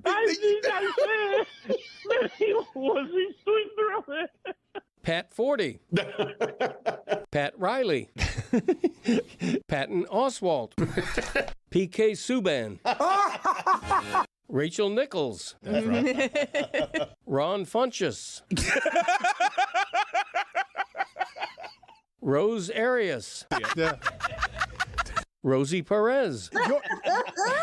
Roy Bellamy. Ha ha ha ha ha. Roy Bellamy again. Roy Wood Jr. You're crucifying everybody. So Sam Morrell. Samantha B. Scott Van Pelt. Stan Van Gundy. Steve Kerr. Stormy Daniels. Stugotz. Ted Danson. Tiger Woods' former caddy, Steve Williams. Tim Kirchin. Tim Kurchin again. Tony Kaladiud. Tony Reale. Weird Al Yankovic. Sausage King and Wheel of Fortune contestant Will Jordan.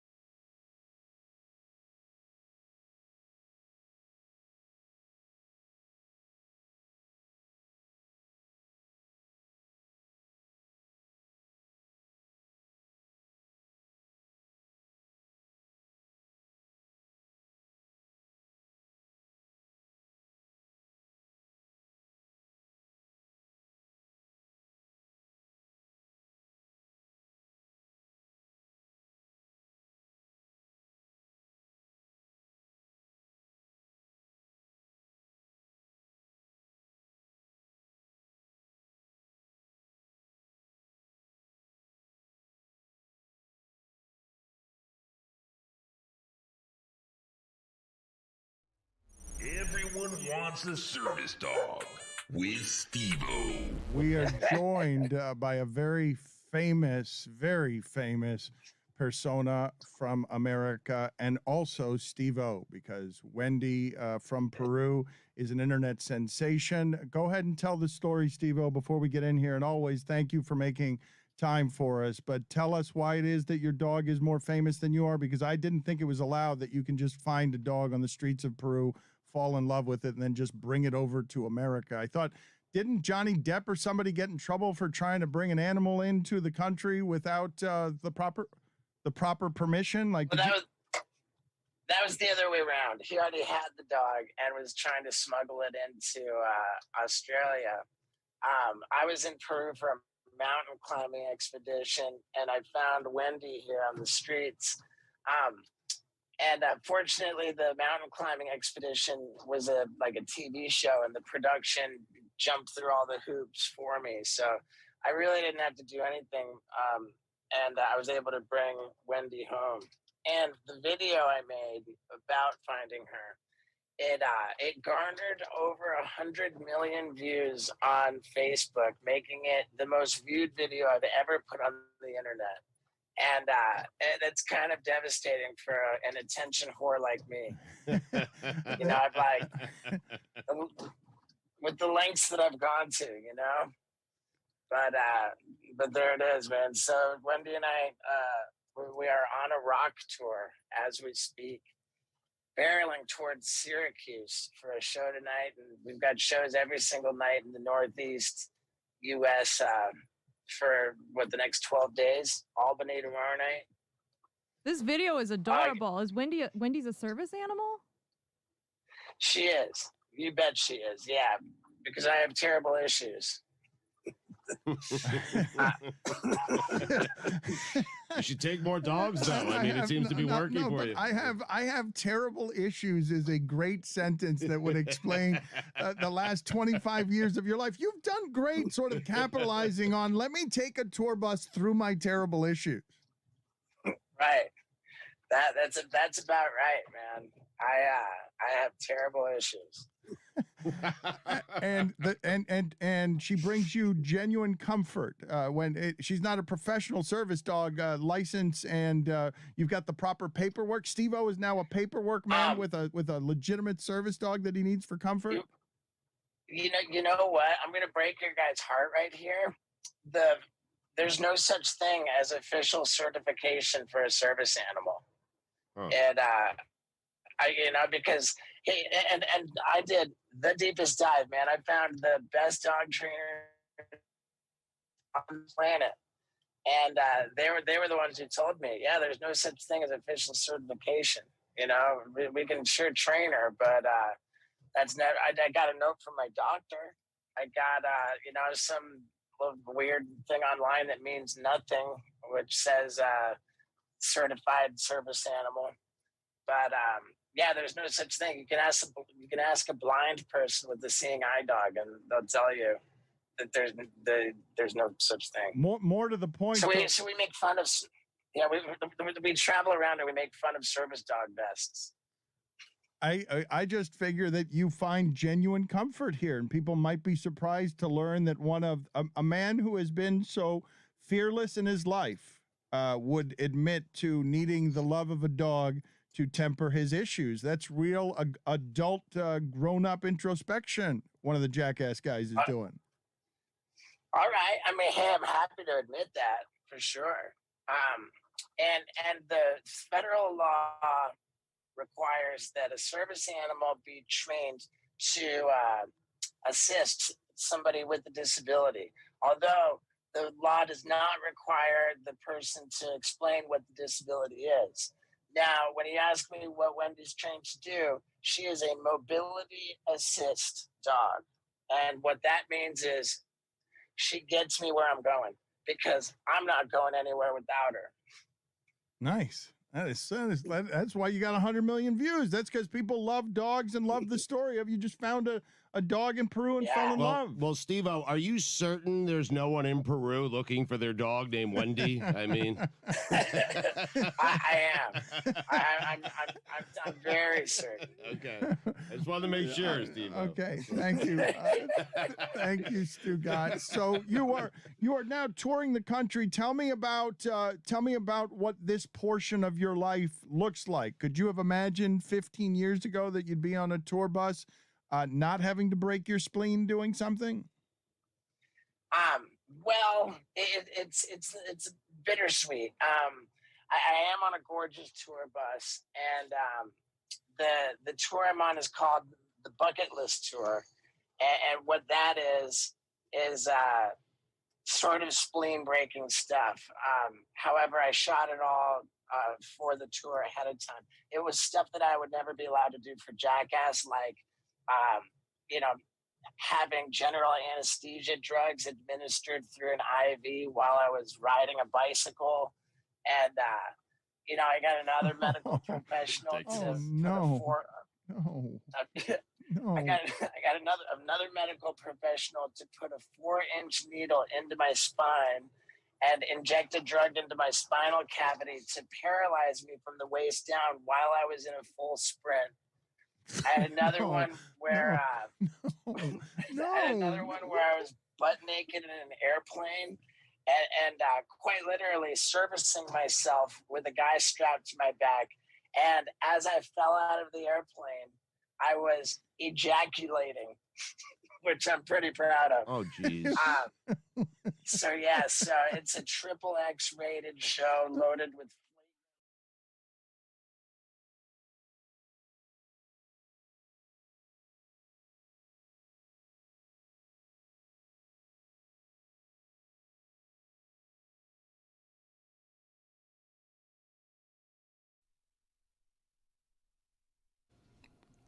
What a delight, Zaslow. Look at Amin El Hassan joining us on remote here for this hour. And we are blessed to have him here because we have not yet gotten to what is obviously the biggest news of the day. We failed as a podcast in the modern age.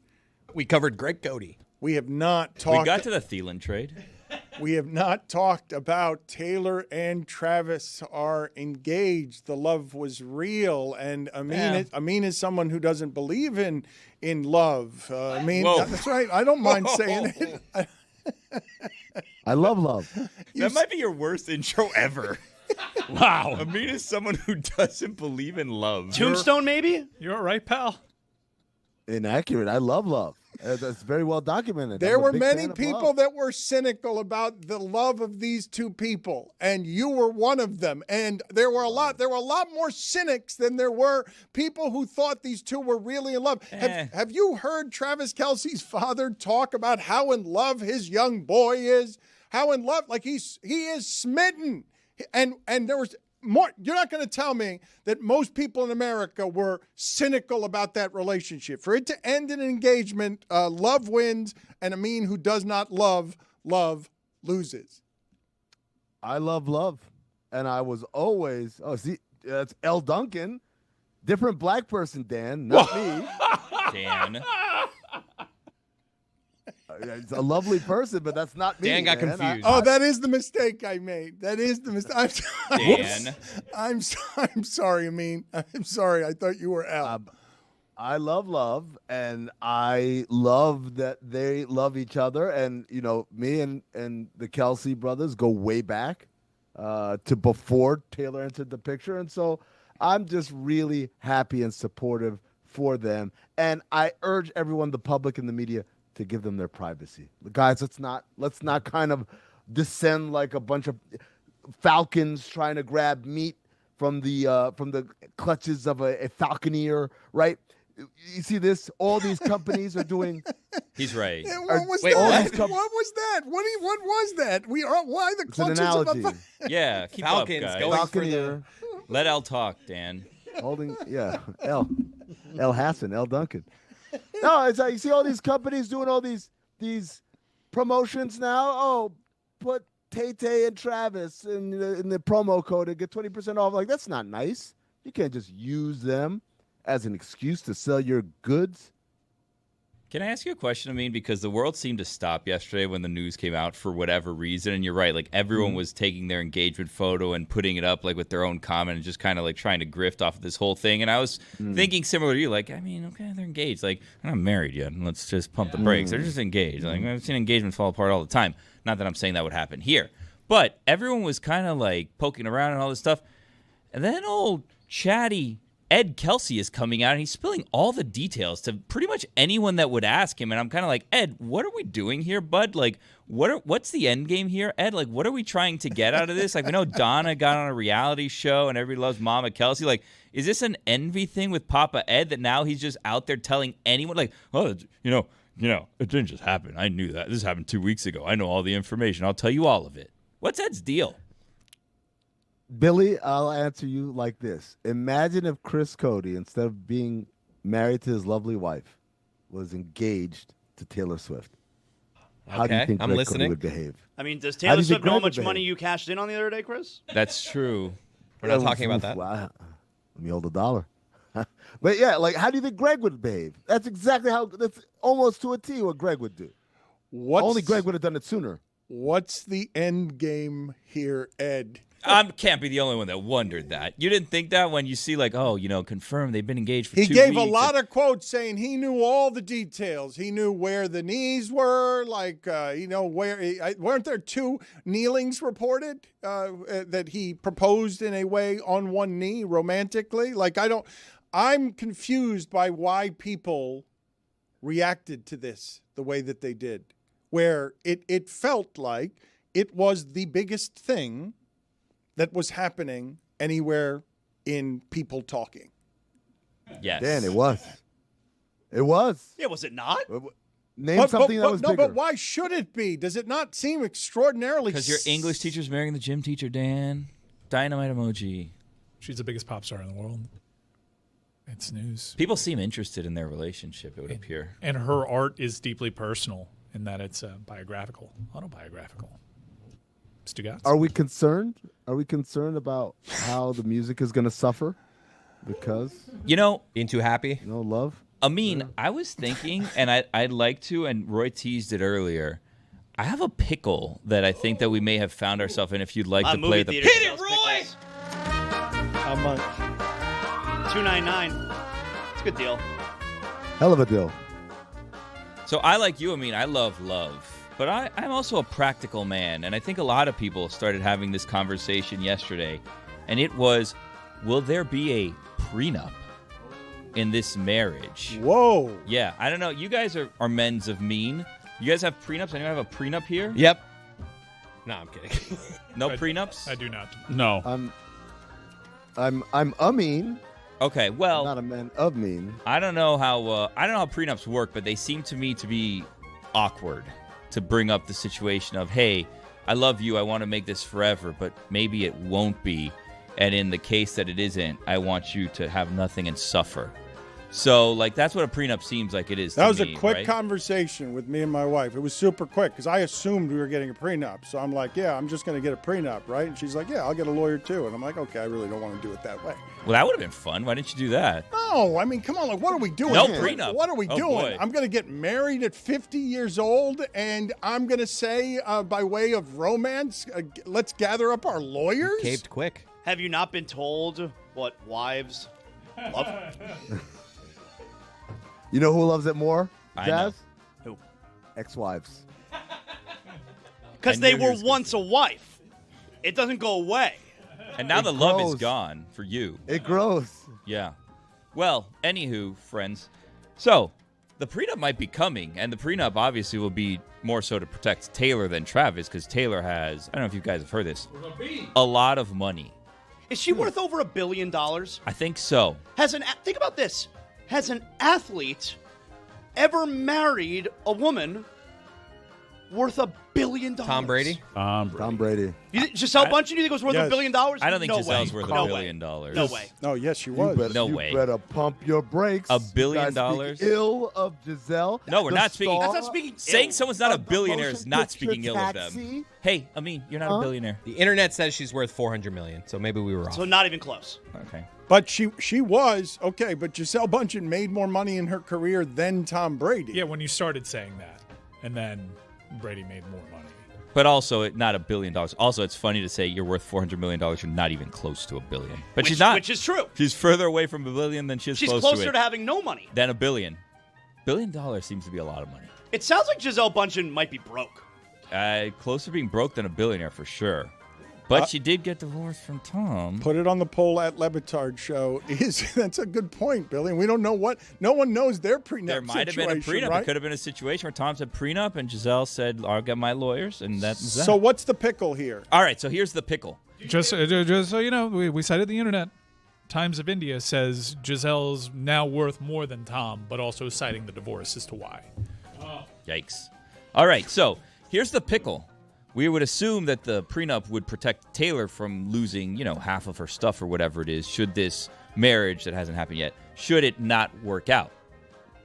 Now, if you're Travis, I think you have some leverage here, right? You say, you know what, babe, or whatever he calls Taylor, you know what, babe, I would love to sign that prenup, but included in that prenup, I would like a stipulation. I will not get half of your stuff. However, should this not work out, there will be no love songs written about our relationship. Ooh. And now Taylor needs to decide. I don't know if you know this, she's made a lot of money off of heartbreak. So, if this marriage does not work out, she could make a ton of money off of this failed relationship. And she could potentially make more than half of the money she presently has at time of marriage. Can you imagine the Travis album? Calvin Harris did not like breaking up with her because he became art. So, if you're Taylor, you're in a pickle. Do I give up half of my stuff on the front end knowing I can make up more on the back end because of the heartbreak? Or do I protect my assets now? That, my friends, is a pickle. Follow me if you will, Billy. What if Travis, rather than negotiate for no love songs about me, negotiates a percentage of all proceeds off of love songs about me? So you can do it, but in the words of Eazy-E, Dre Day only made easy payday, right? Right. I'm just going to get richer as you make songs about me.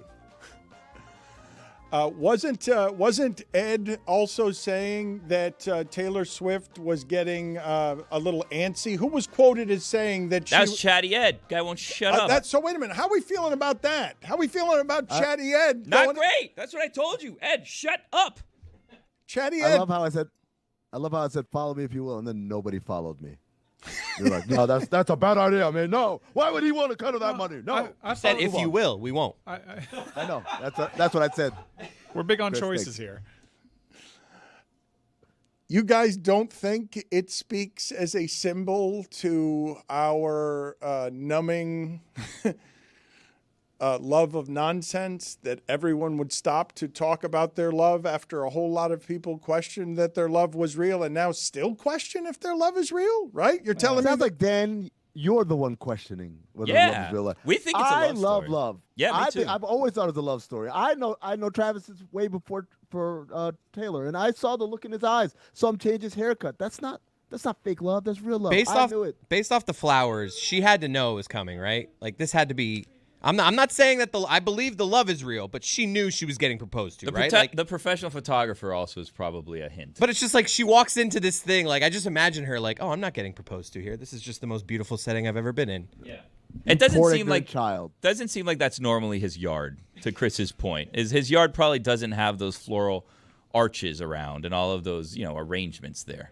You guys are so ignorant. You think that there's not a professional photographer around Taylor Swift at all times? You think when she walks into any yard, they haven't already staged it? Everything she does is a production. Why would it just be a regular yard all of a sudden? If anything, if he had done it in a regular looking yard, that would have thrown up like some Imagine alarms. if he Like, just what's did it at like happening here? Chili's. Yeah. That would have smacked. That would have been awesome. I would have been like, now that's how That you is do it, Chili's. dude. That Cracker is Barrel. Chili's. Babe, 2 for 25. What do we think? Right. Like, Ride the Dante. be humble with it. The baby back ribs are coming right around that corner. That is Chili's.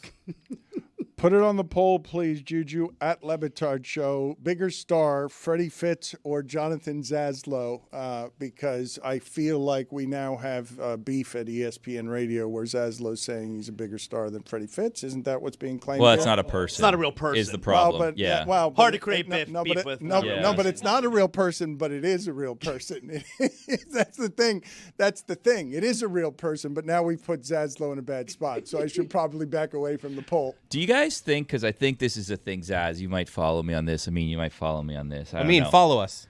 Do you guys think, I know there's always like talk about the ring afterwards amongst, the friends. I was the expecting gals. more. Look at the ring. What do you think? And I'm sure that oftentimes, I shouldn't say oftentimes, but I'm sure sometimes the person who was proposed to, the friends are like, ooh, like that's nice, but they're not, like, don't mean it. And then like the person who has the ring on is like, yeah, it's the best that he could do, like he tried, whatever. You think that's a situation with Taylor where it's like, yeah, this is like a 7-carat diamond. It's like, yeah, but he's just a tight end. It's all he could really do for me. He loves me though. I'll accept this ring. I was underwhelmed by it, if I'm being honest. It's so big. I know the Rock's big, but I like a little glitz. Yeah, but look, Ronaldo changed the game in terms of rings. Like he proposed with a Super Bowl ring not too long ago. Yeah, to me the Ronaldo one much better. Are these the same hands? No, they're different Same rings. On the left is Taylor Swift. On the right is Ronaldo's. I understand why you look. Oh. Why you ask that though? They look identical. One is yours, one is L. Okay. All right. No, I like this. This is classy. That's what it is. They're classy. That's why they did it at a Chili's as opposed to the Taj Mahal. Okay, so you guys are unimpressed, but you don't know anything about. I don't either, by the way. I don't know anything about diamonds. The one Ronaldo got is giant, but that seems like I understand that the worth of it is something that people would want, but it looks ridiculous. It looks like one of those championship rings that David Sampson wears that is bigger than 3/4 of his finger. I got to tell you, what's the old adage? It needs to be 2 months worth of salary. What?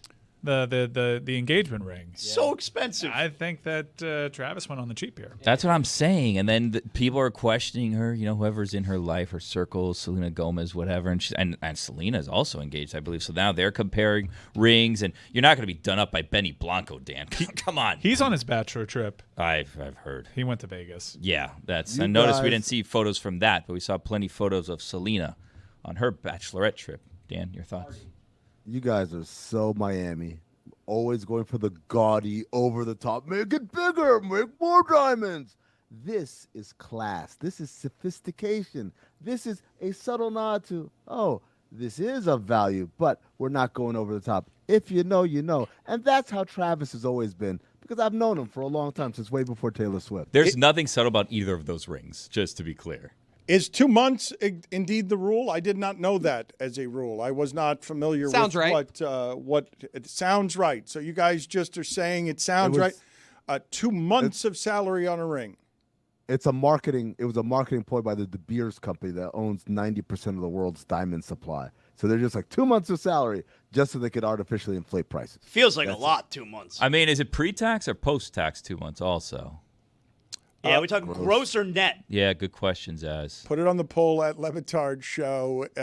Is it gross or net? Are you thinking back to what yours cost, Dan? Like, did I overpay? Did I underpay? I'm actually trying to think back to what rule I was trying to figure out because I didn't know how to do it. So I had to ask around to get expertise from people because I didn't have any idea what I was doing.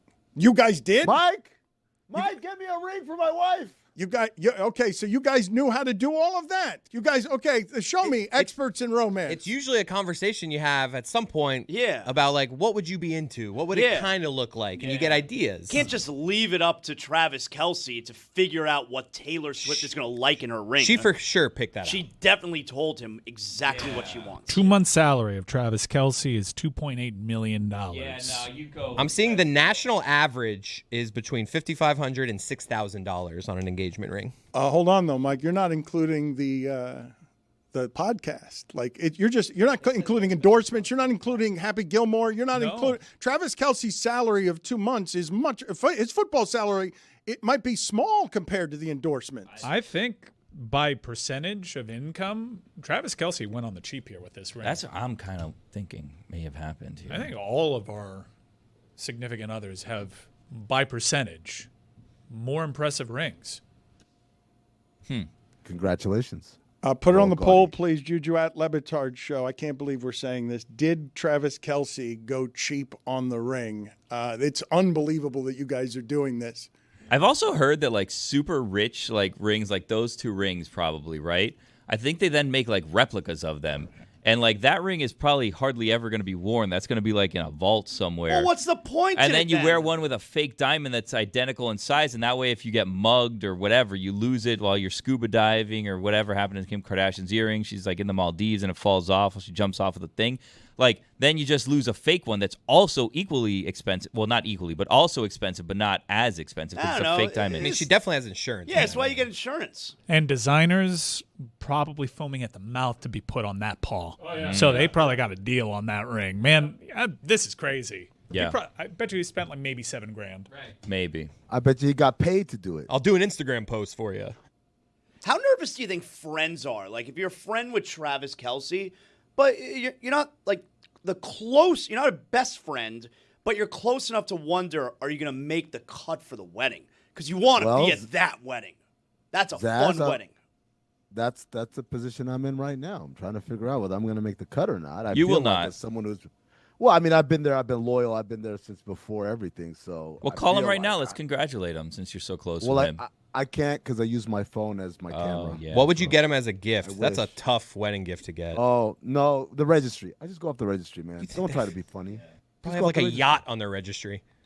Wait, you guys think that that's what they would go with? These 2 people would just go registry? Yeah, like Crate and Barrel, No Target, way. Macy's. I'm just picturing them that walking type around thing. Target. Yeah, like, I could see her walking around with scanning like things. Exactly. Deal. Yeah. You think Rashee Rice is going to go to the wedding, Zaz? Well, are you asking me if he's going to go or be invited? Invited. I'm going no. Really? He might be suspended for it. Xavier Worthy? No. Oof. So wait, you guys are saying that he can't invite all his Chiefs teammates. He has to have the awkwardness of, okay, 6 of you can come? Yeah. No, it's probably like a dozen or so. But. Spags.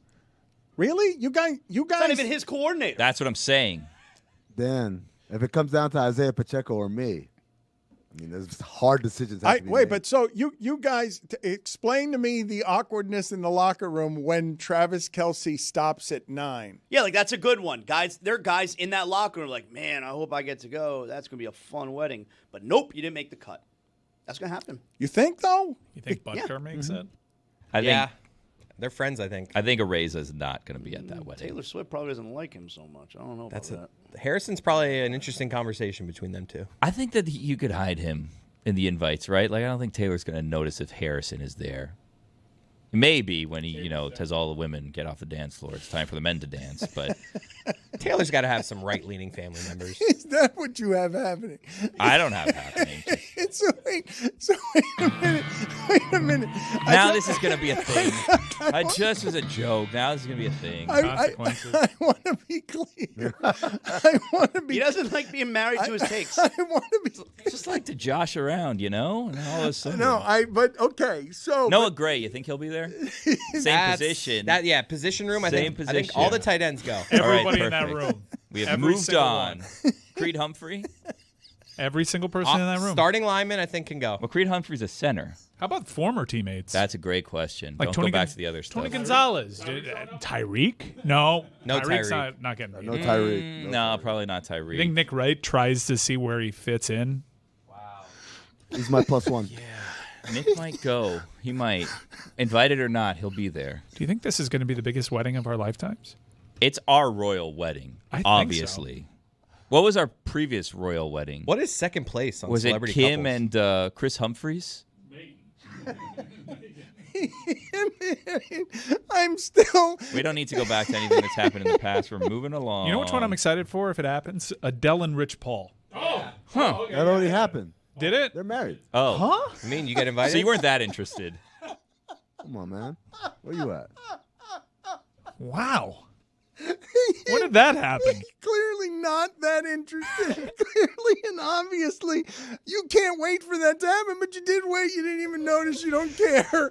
Kudos to them. They kept that one pretty secret. Not really. I got to hear that they're just engaged. Did LeBron give a speech?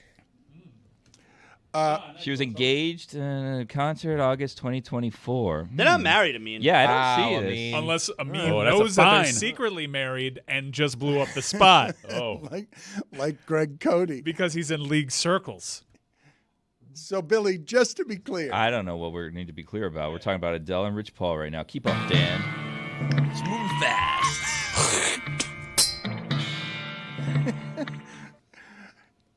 You've got Travis Kelce going into the locker room, and everyone wants to go, and he has to say in private, in front of everybody, only 8 of you are going to be invited.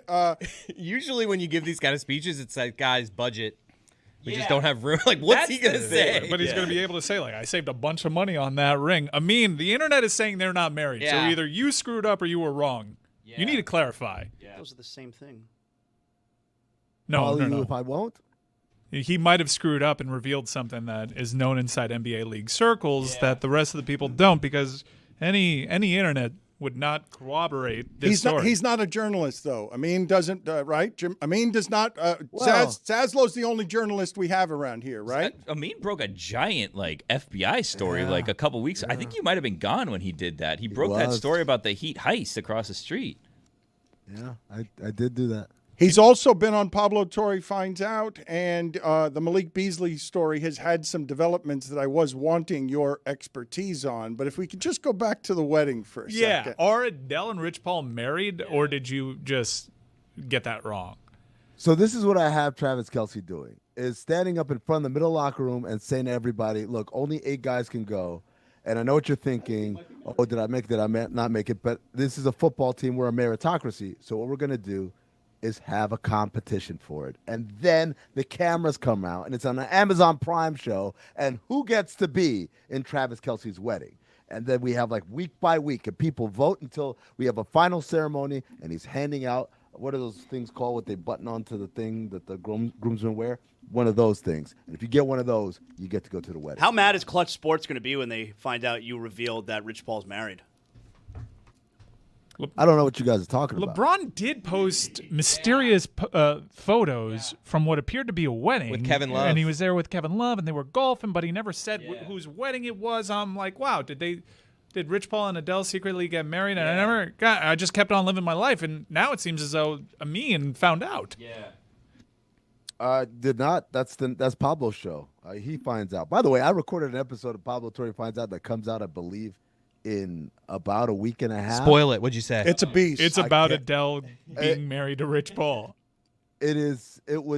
It's gonna be a massive, massive It's one of those things where you know how everyone was like, "Oh my God, Pablo did it again" when the NFL thing and the Beasley thing. No, this is the biggest one. This is the biggest one. This is the biggest one. This is the biggest one by far. This is way bigger than Bill Belichick. Everything. Is this the September 4th one he keeps teasing?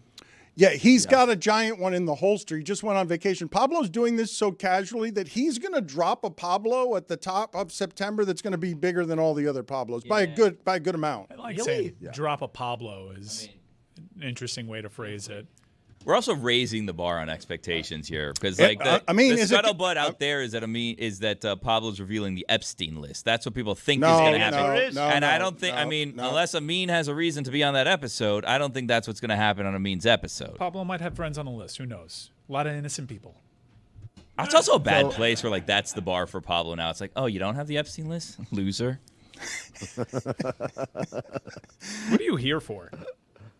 Weekend observations, which we're going to begin right now. But I did want something Malik Beasley related from him before we did that. But we got to get to weekend observations. So no time for time it. for him to share his game notes. No one in the media will tell you what happened better than my boy. Weekend observations is presented by Miller Lite. Dan, it started with a concert, followed by a podcast mention, followed by a 2-year courtship, culminating with the news of the summer, and just like that, make no mistake, Travis Kelce is off the market. Congrats, Travis and Tay-Tay. I hope as you make your wedding invitation list, you remember the people in your life from before the celebrity. Those who were there for you before you were in People magazine. I'm talking, of course, of myself. I went to that New Heights Super Bowl party before it was cool. Everybody else flocked after Taylor entered the picture. I was there before. Never forget. Arch Manning saying the target's not on our back. We have a red dot on everyone else's. Winner. Deion Sanders says he's praying for Shiloh to get another shot after getting waived. What he should be praying for is Georgia Tech forfeiting this weekend. I'll be there. Really? Brian? Yeah, I'll be there. I'm leaving on Thursday. Brian Windhurst writing a piece about LeBron and KD's unprecedented 20-year rivalry. Only made me think, who's going to hate this being called a rivalry more? LeBron or KD? My money's on KD. He hates everything. Caden Salter will start at QB for Colorado. Can't believe he's black. Haynes King will start at QB for Georgia Tech. Still can't believe he's not black.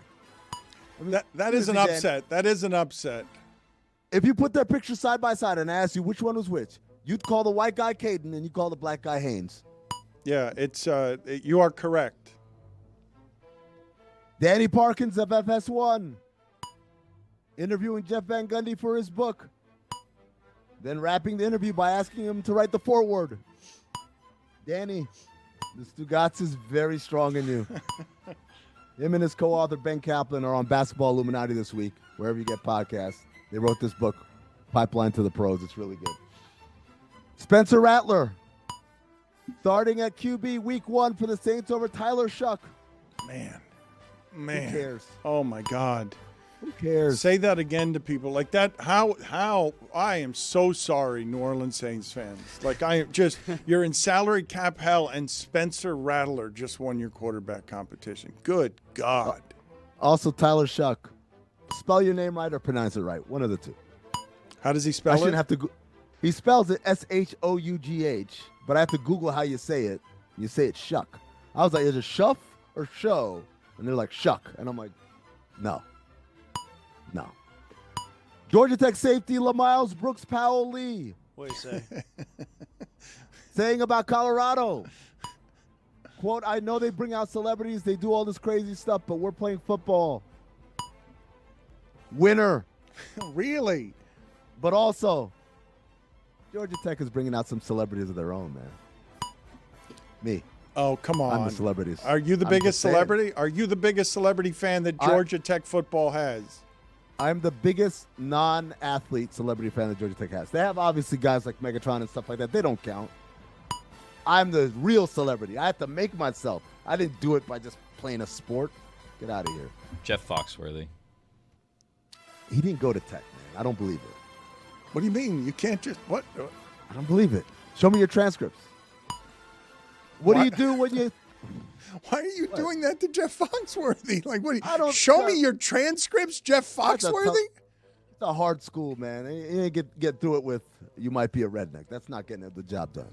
All right, put it on the poll. Is you might be a redneck getting the job done at Georgia Tech? No shot. If he did, he went to like the School of Management or something like that.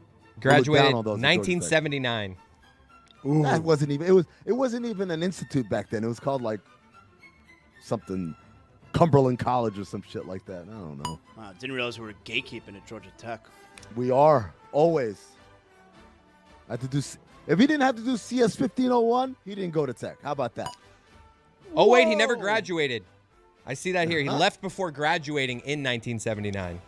There you go. Well, wait a minute. That changes the discussion entirely. Then does Amin go right back to being the most famous graduate non-athlete division at Georgia Tech? Jimmy Carter. Jimmy Carter didn't go. He got like a graduate degree. That doesn't count. He's a peanut farmer. Again, if you didn't take CS 1501, don't talk to me about going to Tech. 1972, 1980, 52. CS 1501. The Widowmakers, what they call that. Get out of here. These fools think it's easy as an engineering school to get an institute. 1970. When did Georgia Tech become an institute that was famous for we bring some of the best engineers through here? The Widowmaker? Tell me more about this class. Okay, so Dan, at regular engineering schools in the country, they're like, okay, you need to learn how to program. You need to code. So what do we do? C++, Java, whatever the language was at the time, right? Python now or whatever. At Georgia Tech, they were like, that's too easy. We're going to invent our own coding language so that way people can't cheat. But then you say, well, what if they cheat off of one another? Well, they had this thing way before there were AI checkers and shit like that.